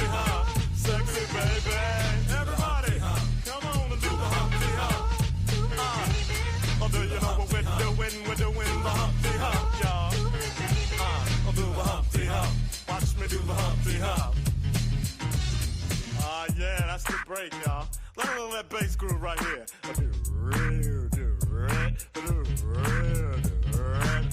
Yeah. Now that I told y'all a little bit about myself, let me tell you a little bit about this dance. It's real easy to do. Check it out. First I limped to the side like my legs was broken, shaking and twitching, kinda like I was smoking. Crazy, whack, funky. People say you look like MC Hammer on crack, Humpty. That's alright, cause my body's in motion. It's supposed to look like a fit or a convulsion. Anyone can play this game. This is my dance, y'all. Humpty Hump's my name. No two people will do it the same. You got it down when you appear to be in pain. Humping, funkin', jumping, dig around, shaking your rump. And when the doodle jump punk points a finger like a stunt, tell him step off. I'm doing the hump. The Humpty dance. Here's your chance to do the hump. Everybody, I do the Humpty Hump. Come on, I do the Humpty Hump. Sexy lady, I do the Humpty Hump. I'm doing the Humpty Hump. When the Humpty Hump, y'all. Watch me do the Humpty Hump. I do the Humpty Hump. Black people, I do the Humpty Hump. I do the Humpty Hump. Come on, white people, I do the Humpty Hump. I do the Humpty Hump. Puerto Ricans, I do the Humpty Hump. Just keep on doing the hump. Samoans, do the Humpty Hump. Do the Humpty Hump. Yeah. Let's get stupid. I do the Humpty Hump. I do the Humpty Hump. Everybody do the Humpty Hump. Do the Humpty Hump. Give me the middle leg. Do the Humpty Hump. Come on and do the Humpty Hump. Give me the middle leg. Put it on with the Humpty Hump. Yeah. Gonna break it down. Yeah, sexy lady. Once again, the underground is in the house. I'd like to send a shout out to the whole world. Keep on doing the Humpty dance. And to all the ladies, peace and humpiness forever.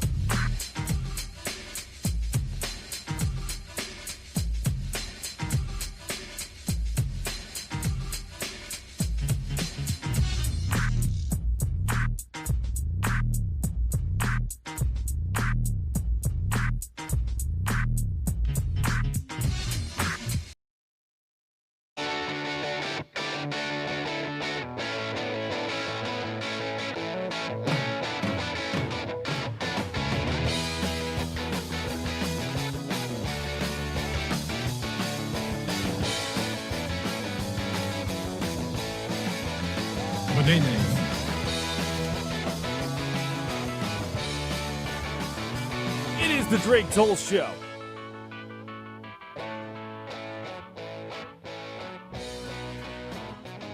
Rod Stewart, huh? Oh my God, I'm so proud of you.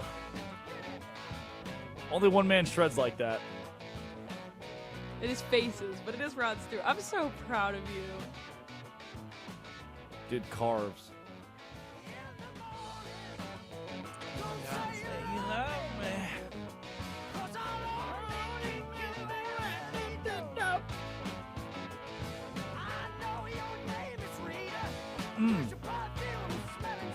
We can spend the rest of this segment just this song on repeat. It's so good. So good.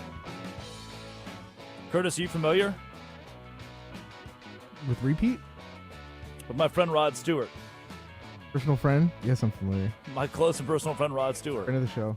That white boy catches a vibe every time he picks up. Every time he goes in the stew.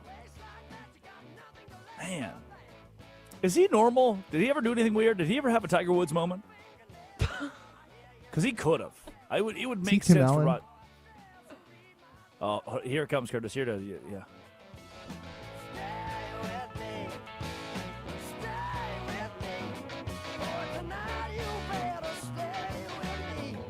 That's good, Addie. Nicely done. Thank you. It is the Drake Toll Show, Westwood One Sports, the Westwood One Sports app. Addie, the Rooney Rule, good or bad, ultimately? Good in theory. Yeah, real Sophie's choice there. It's not cut and dry. It's great in theory. The idea of it is fantastic, but in practice, it's not working. Yeah, we've established this is not the, and we do that in sports sometimes. We establish that it's not the way we're going to do things. This is not like, hey, this was supposed to work. It didn't work. We have to fix it. We got to change it. That's why we have amendments in sports all the time. The kickoff is an example of that. Like they needed to change it. They did. 2003, the Rooney Rule is established, and you're sitting at home and you're saying to yourself, why in the world does the Rooney Rule matter today? It's Wednesday, April 1st. Like, what is this? Why are we Rooney ruling right now? Well, Roger Goodell this week backs the Rooney Rule and says diversity is a benefit to the NFL. This reminds me of 3 or 4 weeks ago. There was a microaggression, some sort of racism that happened publicly. It went viral on Twitter. Couldn't remember I couldn't tell you the context. And I'm sitting in the office of the Savannah Bananas organization, and one of our fellow broadcasters, he said, ma'am, I think that guy took it too far. Yeah, understatement of the century. You shouldn't be racist. That's a great. He basically he laid out. He's like, you know what? I'm going to say something that could be misconstrued. I was like, all right, hit me with it. Come on, big guy. He's like, I just don't want to offend anybody. I was like, oh, here, where are we going with this? He's like, I just don't think it's right to be racist. What? Yeah, man, you're cooking. You're onto something with this. And for Roger Goodell to say the line for his response to this whole Rooney Rule thing, be that diversity is a benefit to the NFL. Thank you, Roger. Low-hanging fruit. That is exact. You know what? Good answer. Good answer. Good answer. Top 5 answers on the board. Is there? Sit on it. Or is there not a place for diversity in the National Football League? The league should be diverse, Steve. The league should be diverse. Good answer. Good answer. Good answer. Bing! That's the third most answered. Pass or play? Well, play it, Steve. Roger Goodell saying that, oh, you all are dissenting the Rooney Rule. You're all mad at the Rooney Rule, huh? Yeah, well, it's a benefit. Diversity is a good thing, assholes. It's here to stay. Like, Raj, dog, I'm not upset with you. I don't hate Roger Goodell. I don't have a reason to hate Roger Goodell. But none of us are mad at the Rooney Rule or upset at the Rooney Rule because the diversity is the issue. The diversity is the point of the Rooney Rule. But the problem with the Rooney Rule is, while it's the point, it's not what's happening in the execution. You established the rule for diversity, no doubt. No one is saying to you, Roger, that the Rooney Rule's heart, the heart behind it, what its goal is bad. No one's saying we need less diversity in the National Football League. No one's saying that. No one's smart, anyway. And Roger says, yeah, you all want the Rooney Rule to go away. Well, diversity is a good thing. And again, Roger, my point is, if diversity is a good thing, that's why the Rooney Rule has to go away or be reworked. The criticism is that it's created a culture in the National Football League of sham token interviews. The owner, the general manager, they already know they want Mike Vrabel. They already know they want Mike McDonald. We know who we want to hire. But now we've got to interview a black candidate. This guy's of Hispanic descent. I guess I got to call him. The league's making me. Otherwise, I'll lose draft picks. I'll be fined. I need to check a box. Which isn't the whole diversity and inclusion. Isn't the whole, true heart behind that to not just check a box? 2022 lawsuit. Brian Flores filed against the league.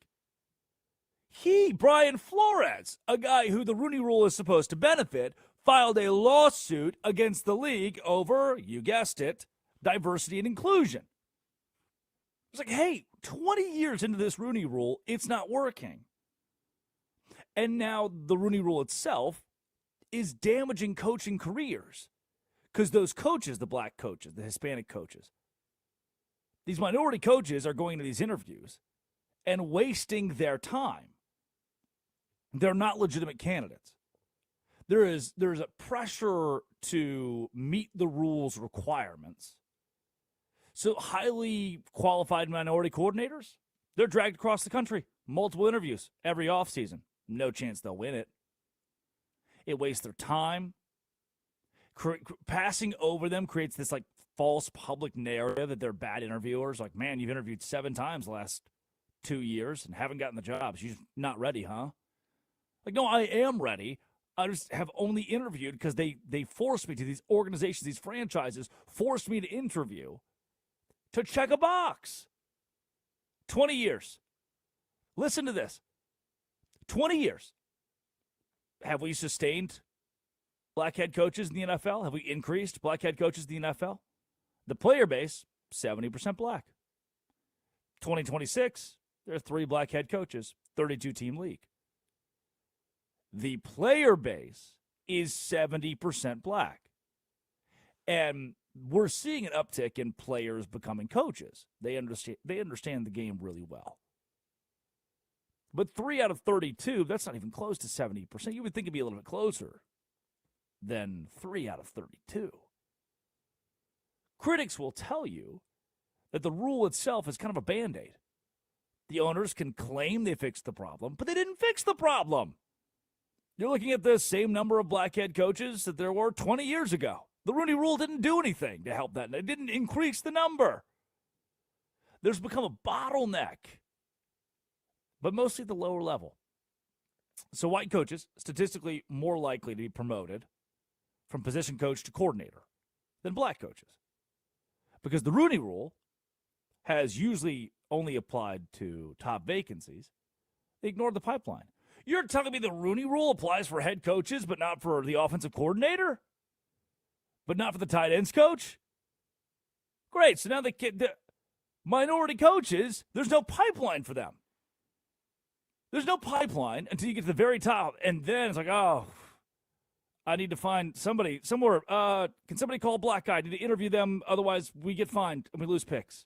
And now that black coach is no longer given the same opportunities because, once again, a sham interview is set up just to check a box for a franchise and some billionaire owner.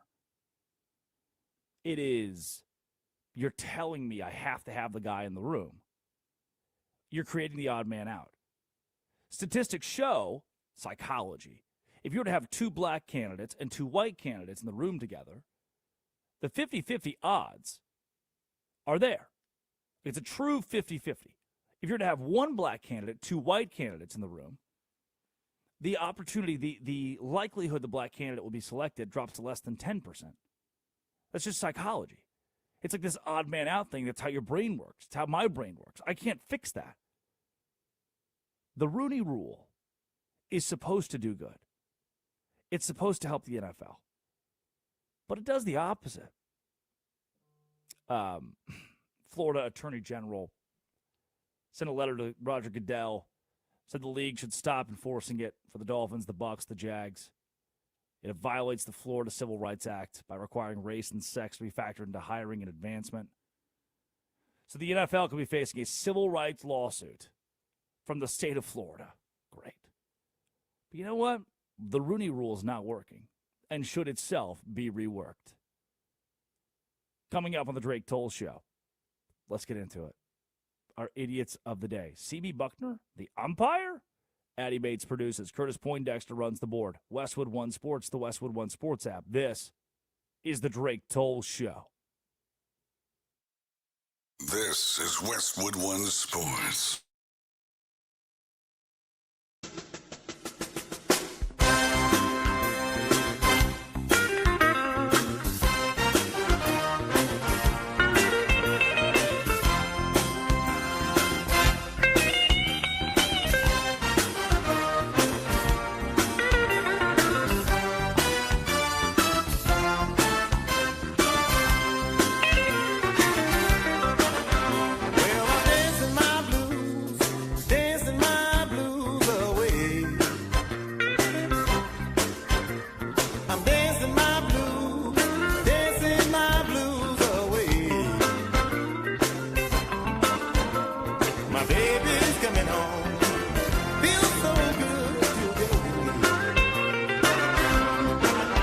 Well,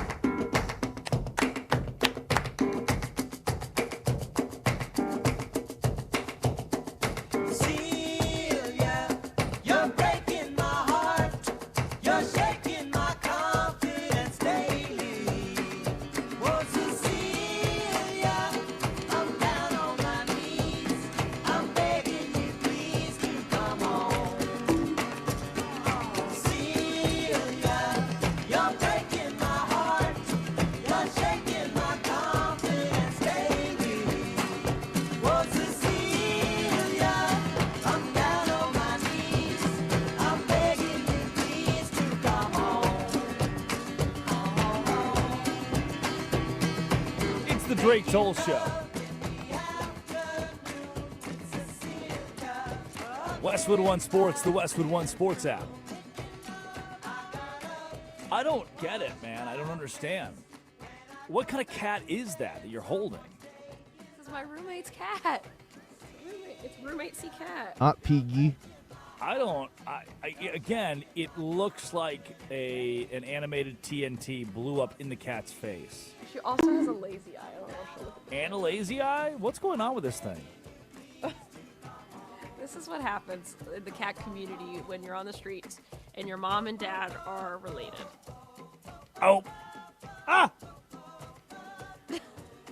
There was cat incest that happened? I'm not joking, yes. Like, Was come it on, look 9? at, you can see the eye. You can see the eye right now. Yeah. Uh-huh. There's a 9-year-old in this car with his father driving to school right now going, Dad, what's cat incest?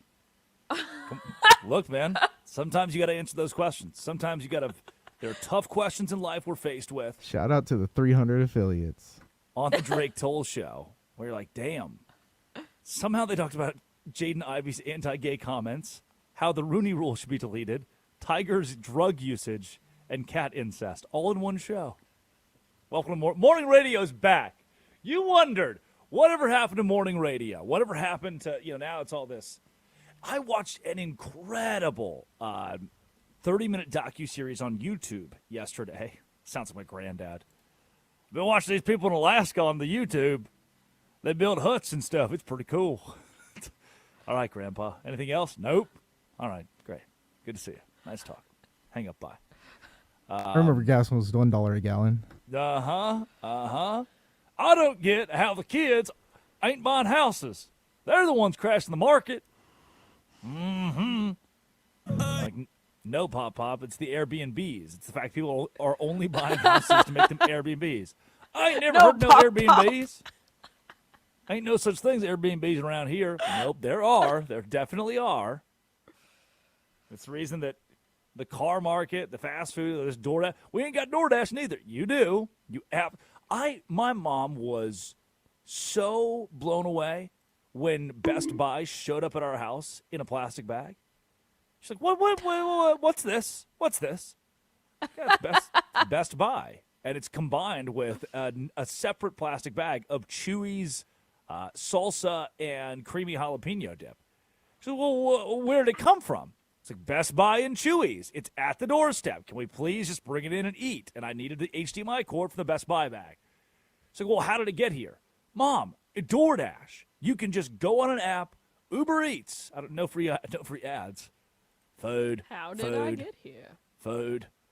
You can go on these apps. You can punch in the things that you want, pay a couple extra dollars for them, and not have to go, and I quote, all the way into town, which was 14 minutes. But from Valonia to Conway you would think it's eons away. It'll only be half cold. She learned that day. I kid you not. This was December of 2025. This was 3 months ago. She learned that day that you can genuinely just go on the app, click 3 things, and someone will bring it to you. I didn't think we had that out here. Mom C. Toll, and Mom C. Toll's defense. Good morning, Mom C. Toll. But that's okay. How would you know that? That is an insane concept. When you say it out loud that you can order all of these things delivered to your door at the same time, come on. It's existed I remember, okay, now Mom, turn the radio off. I remember in college, 2020, 2021, touch yourself. We would ATO, we would go to, specifically this happened, it snowed. Never snows in Waco. My 4 years there snowed every year. They're like, oh, this never happens. It kept happening. So we had a day off. We decided to do a darty. Everybody loves a good darty. Snow everywhere. Some dudes made jambalaya. We all had beers. It was awesome. Played die, played pong. Great. And, you wake up the next morning and you're, play it, Curtis. And the first thing you do is you order DoorDash. And this was 5 years ago. So you go on the app and you boop, boop, boop, and you put in as much food as humanly possible. And it's the only time I'd look at my roommate like, Parker, why is there Cracker Barrel at our front door? It's like, oh, I don't know. I needed food. Like, why Cracker Barrel? It's like, I don't know. There's something about, after a night out, just having the weirdest cravings and taste buds you could ask for. Like, for the first time and only time in my life, I really want a panini. Like, what? Like, yeah, I'm going to DoorDash Panera bread. Like, what? What are you talking about? Something about waking up, Saturday scaries, Sunday scaries, and then you do that. You watch football the rest of the day. DoorDash has been around, so I would agree with you. However, it's so old. I feel like my mom should know that she can order things to the house. That's okay, Mom. Seat's old. I do fear that once she finds DoorDash, similar to how she found Amazon, it will get dangerous. I come home every other day. Like, why is there another package here? Oh, it's earrings. Like, you don't need, I know, but it's, a $4 package. It's just the joy of it getting there the next day. Yeah, treat yourself. Mom Seat's old. Treat yourself. I can pay $4 for something to be there the next day. That's the cool part. It's just opening. It's like Christmas, but you bought it for yourself. That's the beauty of these delivery apps and Amazon, and they're hurting the world. We've hit a lot of things today. We've covered a lot of things. It's time for Idiot of the Day. Idiot of the Day. First Idiot of the Day. Did I send you the Atlanta Hawks fan tweet? You send me a lot of tweets. Okay. For the As your first city night? No, they canceled that night. A Atlanta Hawks fan admitted for the first time in 25 years as a fan, they just realized what the Atlanta Hawks logo is. They had been reading it right to left and thought it was some amorphous mountain on its side. I don't even know how you begin to believe. It's like a reverse crescent moon. Now that I'm looking at it from the wrong way, they thought it was like a strange Pac-Man kind of deal. You see it now? You look at the logo? Yes. I don't understand how a human just thought this Pac-Man deal was munching and crunching, had no idea it was a hawk. 25 years. You deserve Idiot of the Day. Lay off the week. Idiot of the Day today. This one goes to C.B. Buckner. I got audio for it, too. Here you go. So the call from C.B. Buckner is that Jake Bowers missed first base and then was tagged out. Not that he made a move to second base and was tagged out, that he flat out missed the bag. And I think that is a horrendous call. Where is C.B. Buckner looking? He's not even looking at it. Why would he even say that? C.B. Buckner was not even looking at the play. He stepped right on top of first base. I'm not sure what C.B. Buckner's looking at there. That's ridiculous. Well, I'm really excited for him to have the plate tomorrow. My goodness. I mean, he's looking at the ball in foul ground. He wasn't even looking at first base. Addy, why have we not put C.B. Buckner into what did you say? The boiling point of tar is what?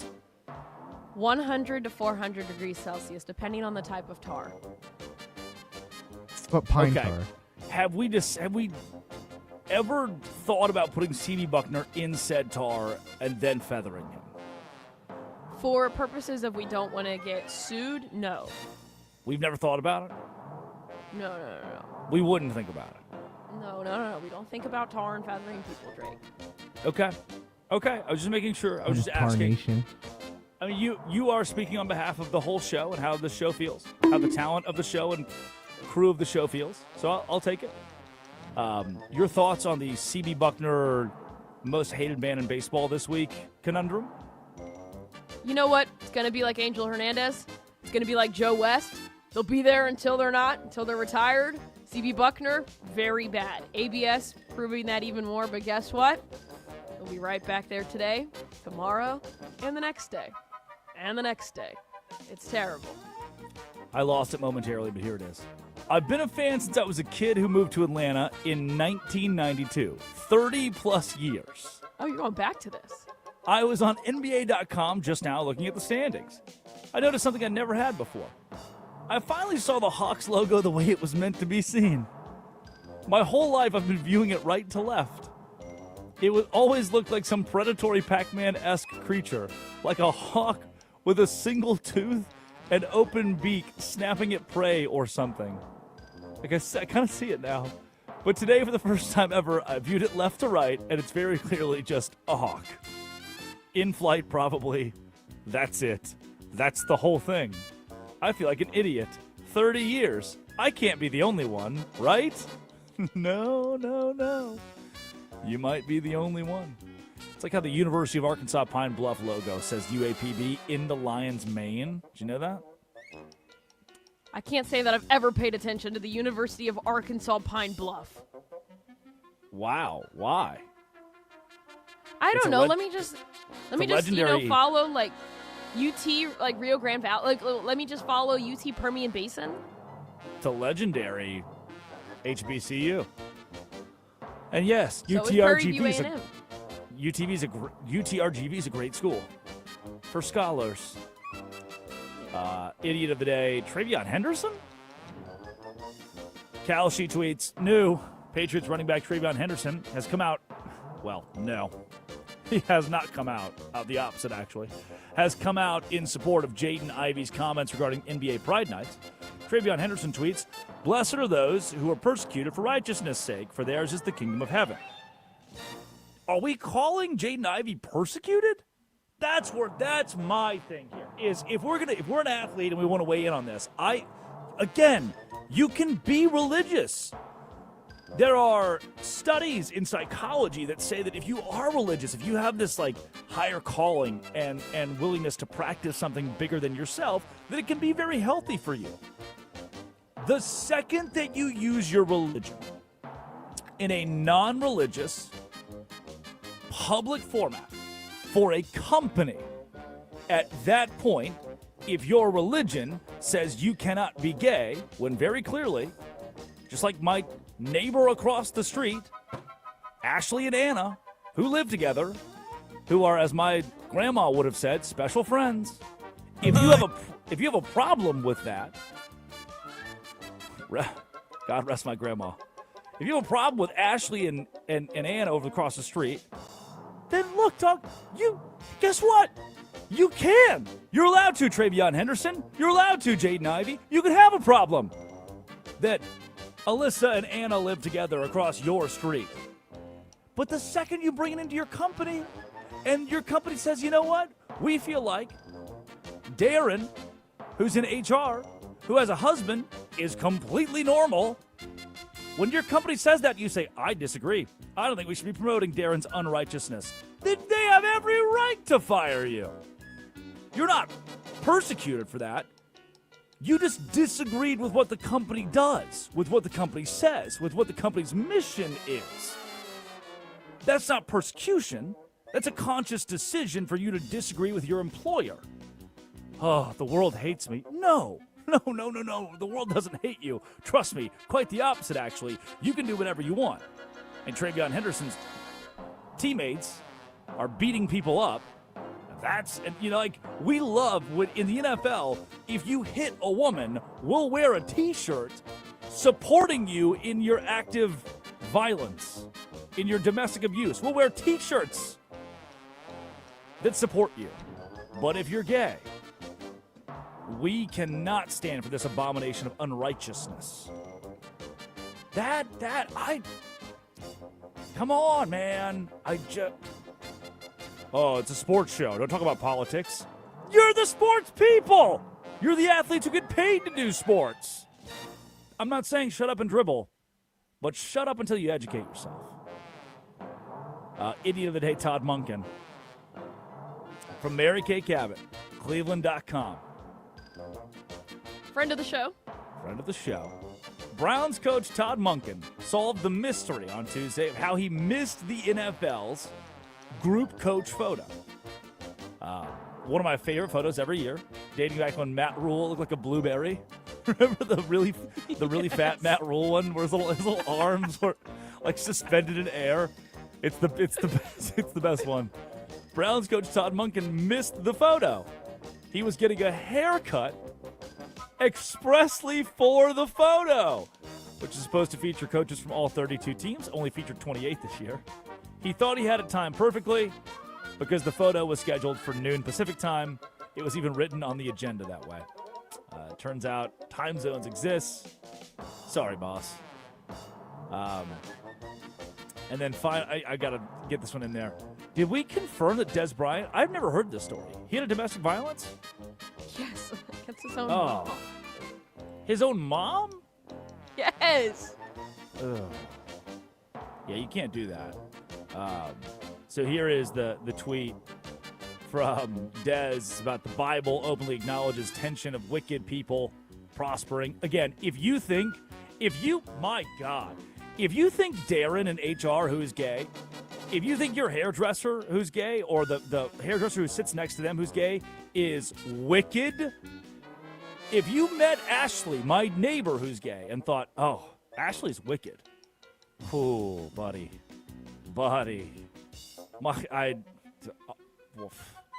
That's an aside. 01 Cameron retweets and says, Des Bryant talking about righteousness with a domestic violence arrest on your record for beating your own mother? I mean, what's wicked here? What's more wicked? Sasha, who works in our tickets department, who's got a girlfriend, or someone who hits their mom? What's righteousness here? What's wicked? What's righteous here? I mean, you tell me. I'm not giving you the answer. I'm asking you the question. For you to answer the question, you tell me what's more righteous, what's more wicked there. All sin is equal, huh? Coming up, Tiger Woods, speaking of sins, crashed a car again? What? And Jaden Ivey. What do we do with the Jaden Ivey situation? Does he play in the NBA again, the actual basketball part? Let's find out. Westwood One Sports, the Westwood One Sports app. This is the Drake Toll Show. The Mest.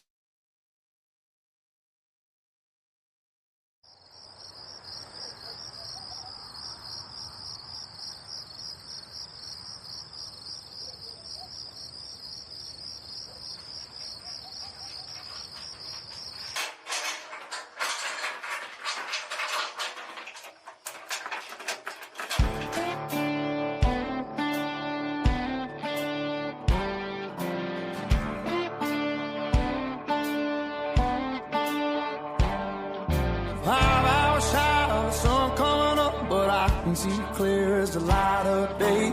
Running on curves cause I'm out of luck, and I'm tucking my tail and running away. I'd rather face the good God Almighty, have mercy on me when it comes across in the good godly woman that just scares the devil right out of me.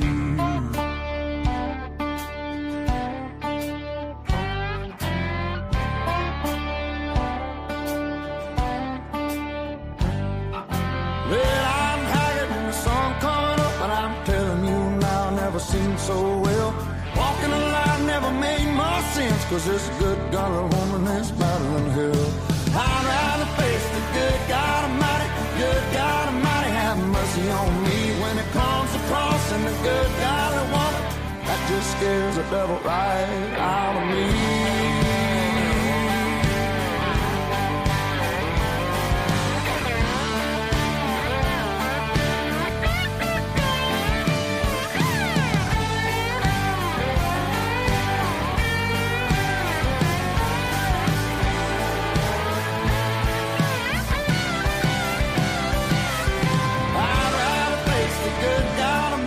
Good God Almighty, have mercy on me when it comes across in a good God.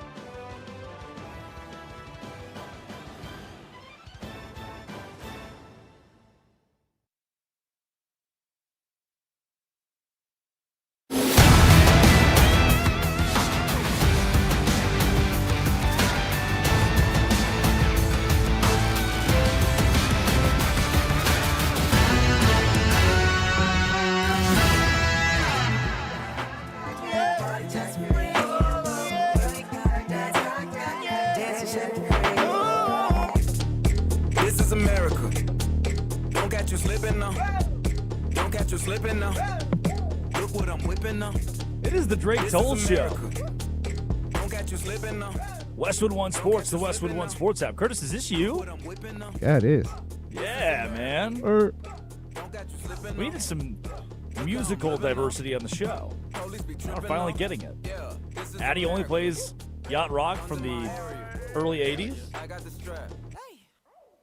I dipped my bag with Sam Smith on Monday. And Curtis is bringing whatever this is. Yeah, I would Childish consider him Gambino, a fan a.k.a. of Yoshi. Faces to be notoriously yacht rock groups. Yeah. This is Childish Gambino, A.K.A. Donald Glover. the guy from Community. Proud that you knew that. Yeah. 6 seasons in a movie? He's playing Yoshi. The Mario movie comes out today. He voices Yoshi also. That's right. Talented actor. He's what Kanye Man. wants to be. I haven't been to a movie theater in 2 years. I've not Well, been yeah, to a movie either theater. until like 2 that weeks one ago, incident, you're not actually. allowed to go, right? Yeah, I'm not allowed within 200 feet of a movie theater, which makes it really hard to go to most of America's malls. Yep, can't go see the Yoshi. Specifically, can't see the Yoshi movie. Can't. Yep, they're not gonna let me there, which is fine. Chris whatever. Pratt's Mario. He's the king of bonks. Unless I can get this ankle monitor off, which I've been trying all morning. Ugh. They let me still host the radio show, though. That's what matters most. It's just so When you leave the shed, embarrassing it starts to beep. when I walk through the airport, you know, and they're like, "Oh no, sir, you have to go through the big, the military grade metal detector because your ankle monitor." The guy next to you on the plane's like, could you please stop that from beeping?" Like, no, I can't, actually. The judge makes it beep. So you all know that I'm wearing an ankle monitor. This is crazy. Breaking news, Curtis.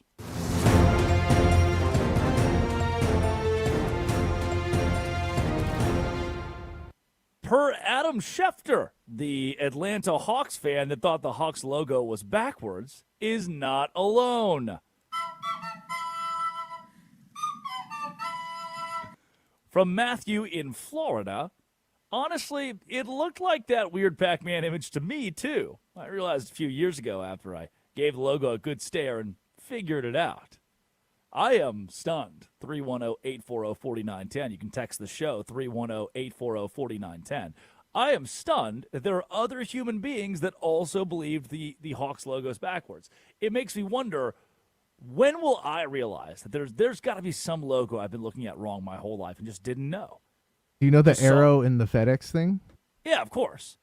Or the UAPB in the lion in the UAPB logo, obviously, that everyone knows about. Or the Amazon arrow thing. Drake told ball knower. Yeah, I know logos. I used to have that little logo app game in 2014 that you could just scroll Oh through my logos. gosh, I forgot about that. Uh-huh. You play a little Brick Breaker, a little Temple Run, you play a little Flappy Bird, then you go play the logo game. And it was always some weird-ass like gas company from Italy that you get stuck on. Like, And you were super proud of yourself because you just nailed Mitsubishi. But it took you a while to be able to spell Mitsubishi. There was that one, and there's the one of the slogan game. Like, what is the slogan of Subaru? Like, I don't know what the slogan of Subaru is. Drive safe. You know who wouldn't like Subarus? Jaden Ivey. Jaden Ivey probably hates. He would never. Oh, any excuse. We all thought it. Somebody had to say it. Jaden Ivey hates Subarus. That whole situation, and this is getting into Tiger Woods, it's kind of the two big controversies today, is, again, as somebody, I grew up going to church, would consider myself still religious. And again, I think from a psychology standpoint, being religious is not a bad thing. I'm not knocking anyone for being religious or practicing their religion. And you know what? If you believe that it is your everlasting soul, I watched "O Brother, Where Art Thou" again last night, and Tommy sold his soul to the devil. And George Clooney said, well, what did you get in return? And Clooney says something along the lines of, I had to sell your soul to the devil, Tommy. And Tommy says, well, to play this your guitar real nice. And Tim Blake Nelson gives him, for that, you sold your everlasting soul? To which Tommy gave the incredible line, I wasn't using it anyway. In the conversation of your everlasting soul, obviously, whatever you believe, you think is right. Man, yeah. That's why you fervently believe. That's why religion thing exists. So I'm not knocking you for believing that you're correct, believing that you're right, for sure. What I'm saying is, and you should be passionate about it. Wear the T-shirts, wear the hats. Tell people, evangelize. That's fine. What I am saying in the Ivey situation is the second that your religion does not line up with your boss's beliefs, customs, with your boss's wants and promotions, then you either, what's more important to you, the religion or your work? And if you say it's more important to me to be anti-gay, like if you're saying, hey, that being gay is unrighteous, you're saying I'm against it. I'm against people being gay. Then you're anti-gay. If that's what you're telling me, okay, if that's what you're portraying right now, you have the right to do that in America where you're free. You can say, hey, being gay is wrong. And I can't stop you, actually. What can stop you, who can stop you, is your boss. If tomorrow, and this is such a rudimentary example, but if tomorrow my company said, hey, you can only wear blue shirts, and I refuse to wear a blue shirt, I get fired. If they say something as I think as low-hanging, I think it is the same thing. To say, hey, my company likes blue shirts, I don't like blue shirts, I quit. For my company to say, hey, we're okay with people being gay, and for you to say, I have a problem with that, okay. If you've got a problem with that, they can fire you, they can waive you, or you can quit. I'm sorry that in this instance that company is the NBA, but I don't think that Jaden Ivey saying, "Hey, I don't like my neighbor Ann. She's gay." I think that's an abomination of unrighteousness. I think that it is wicked that my neighbor Ann, like I've met Ann, shook her hand. She's got 4 cats, a dog. She gave me a hug. She watered my plants that one time. She house sat for me over the weekend. I think Ann is wicked, unrighteous, because she's gay. If you really believe that, after having like a long, drawn-out conversation with Ann, who's never been anything but a great neighbor, who, by the way, you're supposed to love your neighbors, but I digress. If you think Ann is wrong, okay.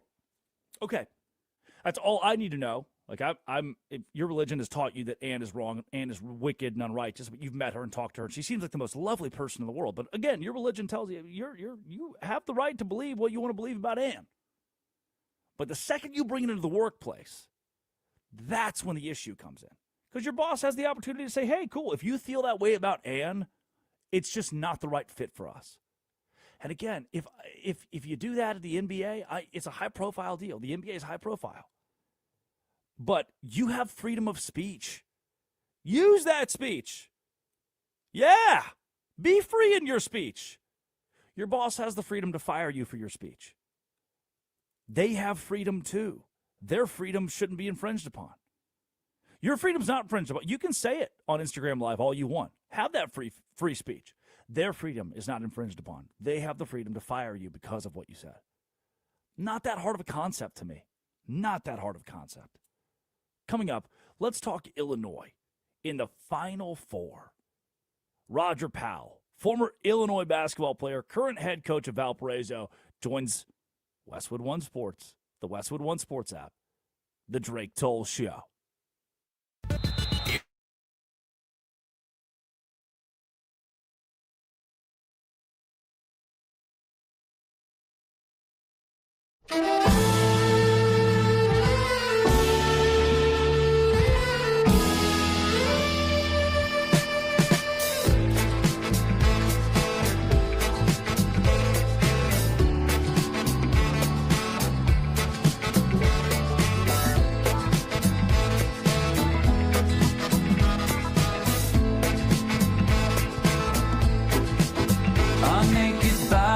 Go on trial just for laughing at the joke, just for saying of the bargain what any sales girl already knows.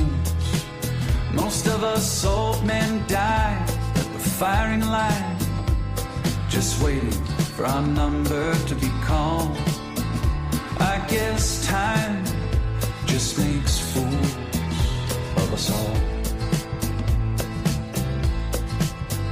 Now the king gets his stepson when he's loaded as a gun. Says a real man is like a country. You need a map to find your one. Now I do you suppose you must approach the throne with its back up against the wall. I guess time just makes fools of us all.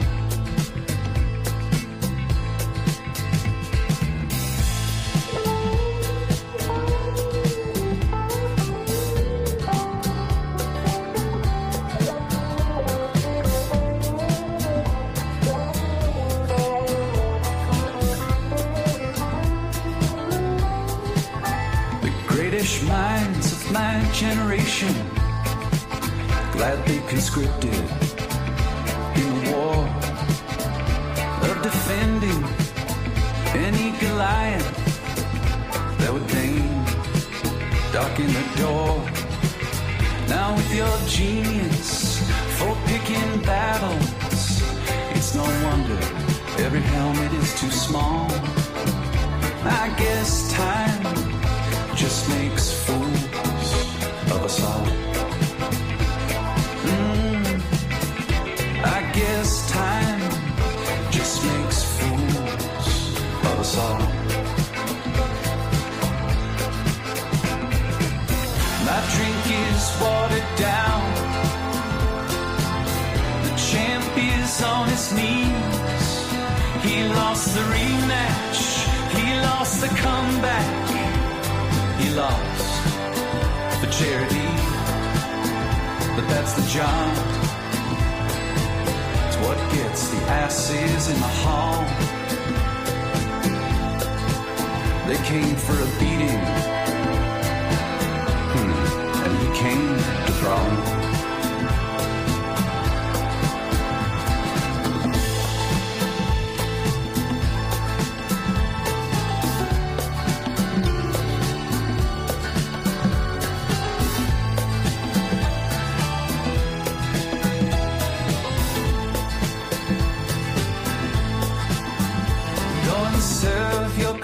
Notice that of all the young gods I have known, yours is easily the least famous to turn down the cover of a Rolling Stone. Lily white faces, so familiar and yet impossible to recall. I guess time just makes fools of us all. After a millennia of good times, God said, hey now, let's have a dream where we raise the stakes a little. Come on, let's make things interesting. Parachute into the Anthropocene, an amnesiac, a himbo Kendall. I guess time does make fools of us all.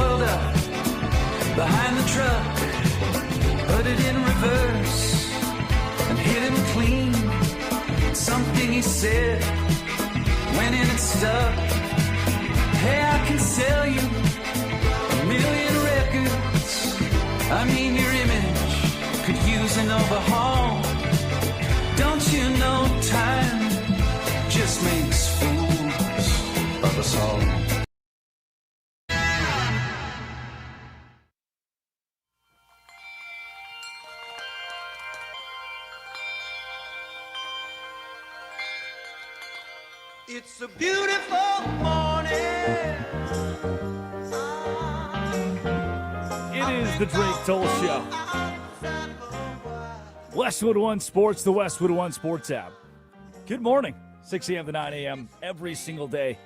Nick Costos, You Better You Bet, follows us. Bleck and Abdallah, and then Jim Rome with the Jim Rome Show. All right here on Westwood One Sports.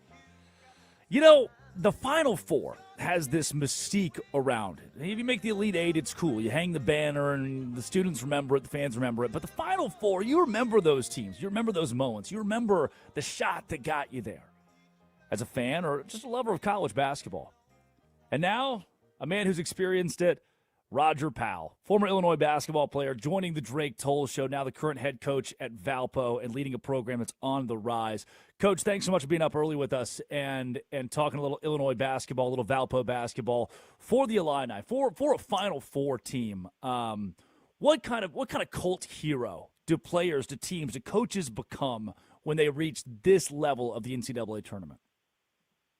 Oh man, it's a legacy that lasts for a long time. I mean, this year we literally just had our 20-year reunion, and we were at the football game, the first football game of the year, and man, you would think we just went to the Final Four, and that was 20 years ago. So, you know, these guys that are playing in this game, you know, they're going to have a lot of fans that are going to support them for many years, and it's really cool to be a part of that. You know, Roger, it's funny you hear the stories nowadays of student athletes who don't really have to walk across campus because a lot of online classes now, things are different at the highest level. But 20 years ago, I mean, you're walking around campus as someone who's in the Final Four. Do you pump your chest out a little bit different? What's that walk like when you know that you've eclipsed this kind of glory?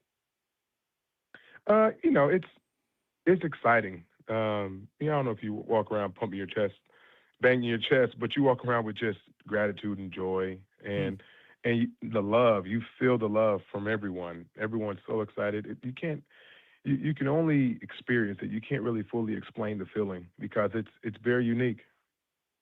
This Illinois basketball team and Brad Underwood, let's go there next, actually. For Coach Brad Underwood, what makes him such a consistent stalwart as a coach in the game of basketball? Yeah, I believe he's very, very consistent with who he is, and he recruits players that fit that. And I think that's the formula for being a great coach. And I love his intensity. I love his grit that he shows. And you know, he's brilliant. He's a brilliant basketball mind. You know, obviously they're one of the top offenses in the country, and you see it, man. They are really good offensively, and they're tough. And I think when you put all those components together, I mean, that's why, you know, Brad's been able to make Illinois basketball relevant and get it back to the Final Four. He played for the Illini, now coaches at Valparaiso as the head coach. Roger Powell joins the Drake Toll Show, Westwood One Sports, the Westwood One Sports app. UConn and Illinois on the other side for the Huskies. I mean, the world has seen that shot now, the Braylon Mullins hit.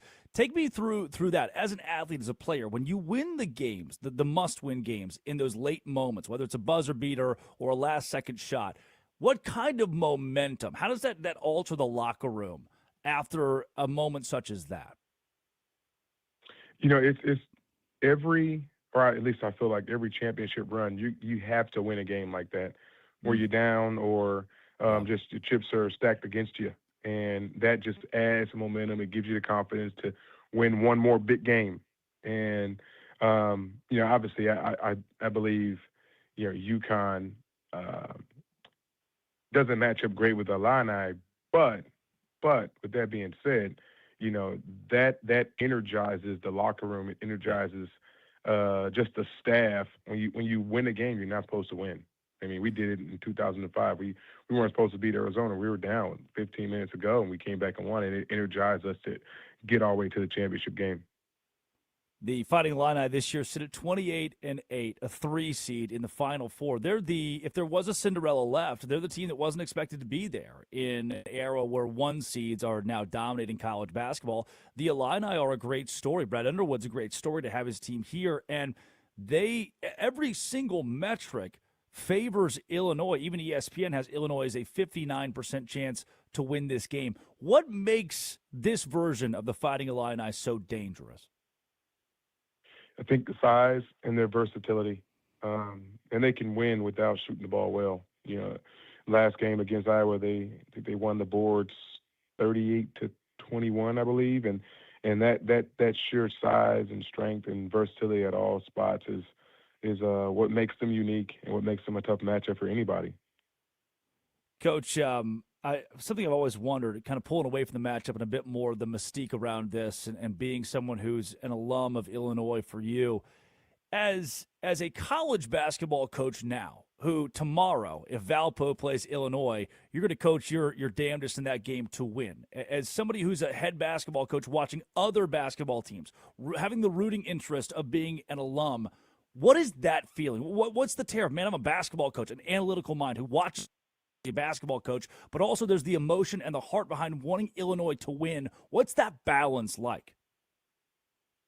It's interesting because I go to the Final Four every single year. I take my family. They have the NABC coaches clinic, and I just love it. I love taking my kids to like the little Final Four play area where they can play games. It's just the whole feeling around the Final Four is just special. And usually I'm going, as an observer, going as a lover of the game, lover of the environment, loving being in the arena with 70,000 fans.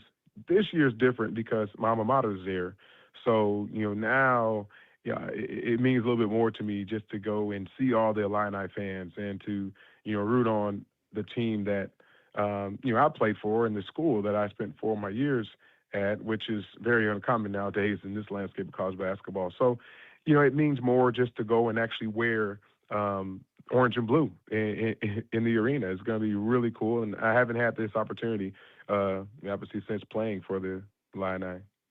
That's awesome. Coach Roger Powell, now of Valparaiso, the head coach for the Beacons and in the Missouri Valley Conference. Coach, following your turn, so I spent 5 years in Waco around the Drew family, Homer, Bryce, Scott, and Valpo is the star of the show there. Everybody loves it. They follow it. You're kind of, if you're in that inner circle of that room, you follow what Valpo's doing. And there were press conferences where Scott would walk to the podium, and before he would talk, he would ask what the Valpo score is. Still does it. And that kind of it made it meaningful for me to peek across the country, and for you building this program in the Missouri Valley Conference. Question I've got for you that was a massive topic 2 weeks ago: scheduling.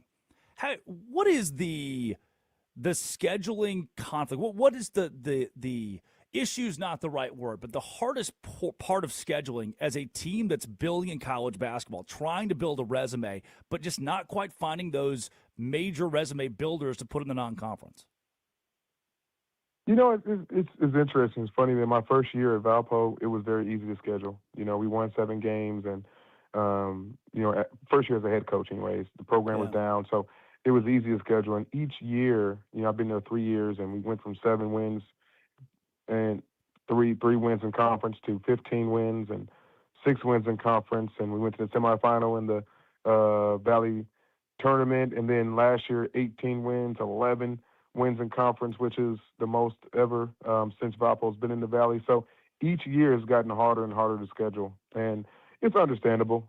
Teams, some of these bigger teams, they don't want to take the risk of playing a team that's very competitive. So for us, we have to just continue to try. And my staff, we do a great job. We have great relationships with teams, and you try to get a couple of those high major games that not only can boost your resume, but just prepare you for the Missouri Valley Conference, because the Missouri Valley Conference is, it's a top 10 conference in the country, and it's very tough. So you need to be prepared for that. And, it's getting harder as we win to schedule games, but, we adjust and continue to try to keep our schedules competitive and give ourselves a chance to, get to the tournament. Coach, speaking of adjusting, and before we let you go, incredibly impressive what you've been able to do to adapt to the ever-changing rules of college basketball, portal, NIL. I mean, those are conversations happening at the White House. The government's trying to figure out how to regulate college athletics. How have you found success to build a program in the hardest era of college athletics to actually build something? For me, trying to have the strongest culture I can trying to give the boldest, clearest vision I can to my guys to try to retain them. You can't retain them all, but, thankfully this year we were able to retain a good amount of them. And they're special kids. They're special players. They're young. And each year, last year we made a big jump. I had back-to-back freshman of the year in the Valley, and this year I have really dynamic freshmen. We've always said as a staff, if we could just retain a good group, we'll take another jump. And I think we've been able to do that. And a big part of it is because of our culture, a part of the vision casting to our players. And then to be honest, our fans and our supporters are stepping up a bit this year with, donating and supporting our efforts so that we can be competitive in NIL. He is the Illinois Illini proud alum this week, Roger Powell. Proud alum always, but this week his team in the Final Four and the head coach, Valparaiso. Coach, thank you so much for being up early with us and for your time. Hey, thank you, guys. Appreciate you. Good stuff, both from the perspective of a head coach who's trying to navigate 2026 in college athletics, the portal, NIL, retention, and as someone who is going to be wearing his school colors for his alma mater this weekend as Illinois meets UConn, a red-hot UConn team, but an Illinois that's a heavy analytical favorite. They are a 59% favorite to win this game over the Huskies, despite being a 1.5-point favorite according to Las Vegas. You can get UConn at plus 110 right now on most betting apps or the trading things. People, Robinhood. You can get it on Robinhood, too. Addie Bates produces. Curtis Poindexter runs the board. And Tiger Woods flips cars. We hit on that in the first segment. Gave my thoughts, 30-second, 30,000-foot view for careers like Michael Jordan, LeBron James, Tom Brady, guys, Kobe Bryant, guys who certainly were a little weird, guys who'd be maybe sometimes tough to have a conversation with. Because they're just, again, there's a commercial about Tom Brady changing his batteries. Those guys are known as the greatest of all time because, albeit weird, their off-the-field conduct. Let's remove Kobe from the conversation. Albeit weird, the off-the-field conduct of LeBron or Tom Brady or Michael Jordan was never that of someone who is, that guy on drugs again? Didn't really ask that question. Oh, is that guy flipping cars again? Nope, didn't have that question in there. The tarnished reputation of a guy, because you knew Tiger when he was a kid.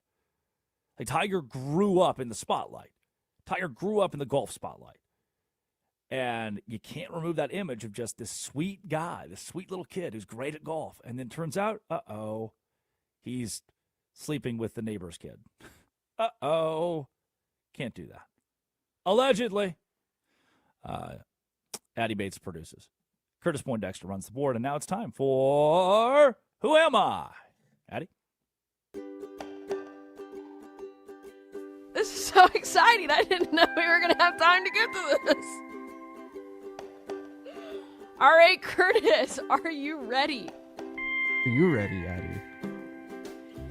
Yeah. Yep. Alrighty.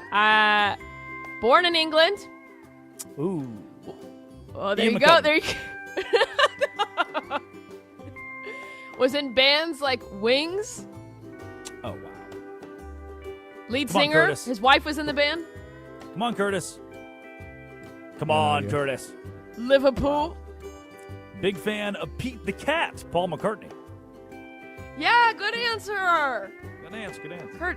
Curtis, you didn't know that? Yoko Ono. British guys. It could have been John Lennon. Yeah, Yoko Ono wasn't born in England. All right, here we go. No longer with us, dead or alive, no longer with us, has books like A Cook's Tour, Kitchen Confidential, had his own show, would tour the world. Anthony Bourdain. Did I land that plane? Did I nail that? You did! Wow. He's no longer with us? Are you being serious? No, I know. I know what happened. We'll say Guy Fieri. I shan't. Oh, wait, he's alive. I shan't say it. I shan't go there. But I know what happened. No, you shouldn't. You should. Correct. And I shan't. I can't believe. Wait, hold on. Before we move, I cannot believe you didn't know that he wasn't with us. I knew. I just wanted to bounce around that one. Oh, of course you did. All right, let's see. You wanna go to sports now? Last one. Yeah, let's go. Sports. Alrighty. Former Bucks Patriots defensive tackle, born on this day in 1970. 1970. Vince Wilfork. Vince Wilfork, the 58-year-old. Curtis. Thank you, Addie. Westwood One Sports, the Westwood One Sports app. Curtis Poindexter, Addie Bates, Drake Toll with you from the Savannah Bananas organization. Locked on Big 12. And wow, what a day it was. From Jaden Ivey, anti-gay comments, to Tiger Woods flipping things and no longer playing golf. Just hang it up, man. Retire. It's all good. We will figure it out without you. Golf will go on. The game will survive. All the way to Dan Hurley wanting a chest bump from the referee. To Armin Williams, Ryan McGuire. To my friend Bruce Gilbert, Colin Jones. Thank you for giving me a job. I really, really like having a job. Curtis Poindexter, Addie Bates, thanks for a great show coming up. You Better, You Bet. With Nick Costos, the fastest show in all of sports. This has been, it always will be, The Drake Toll Show.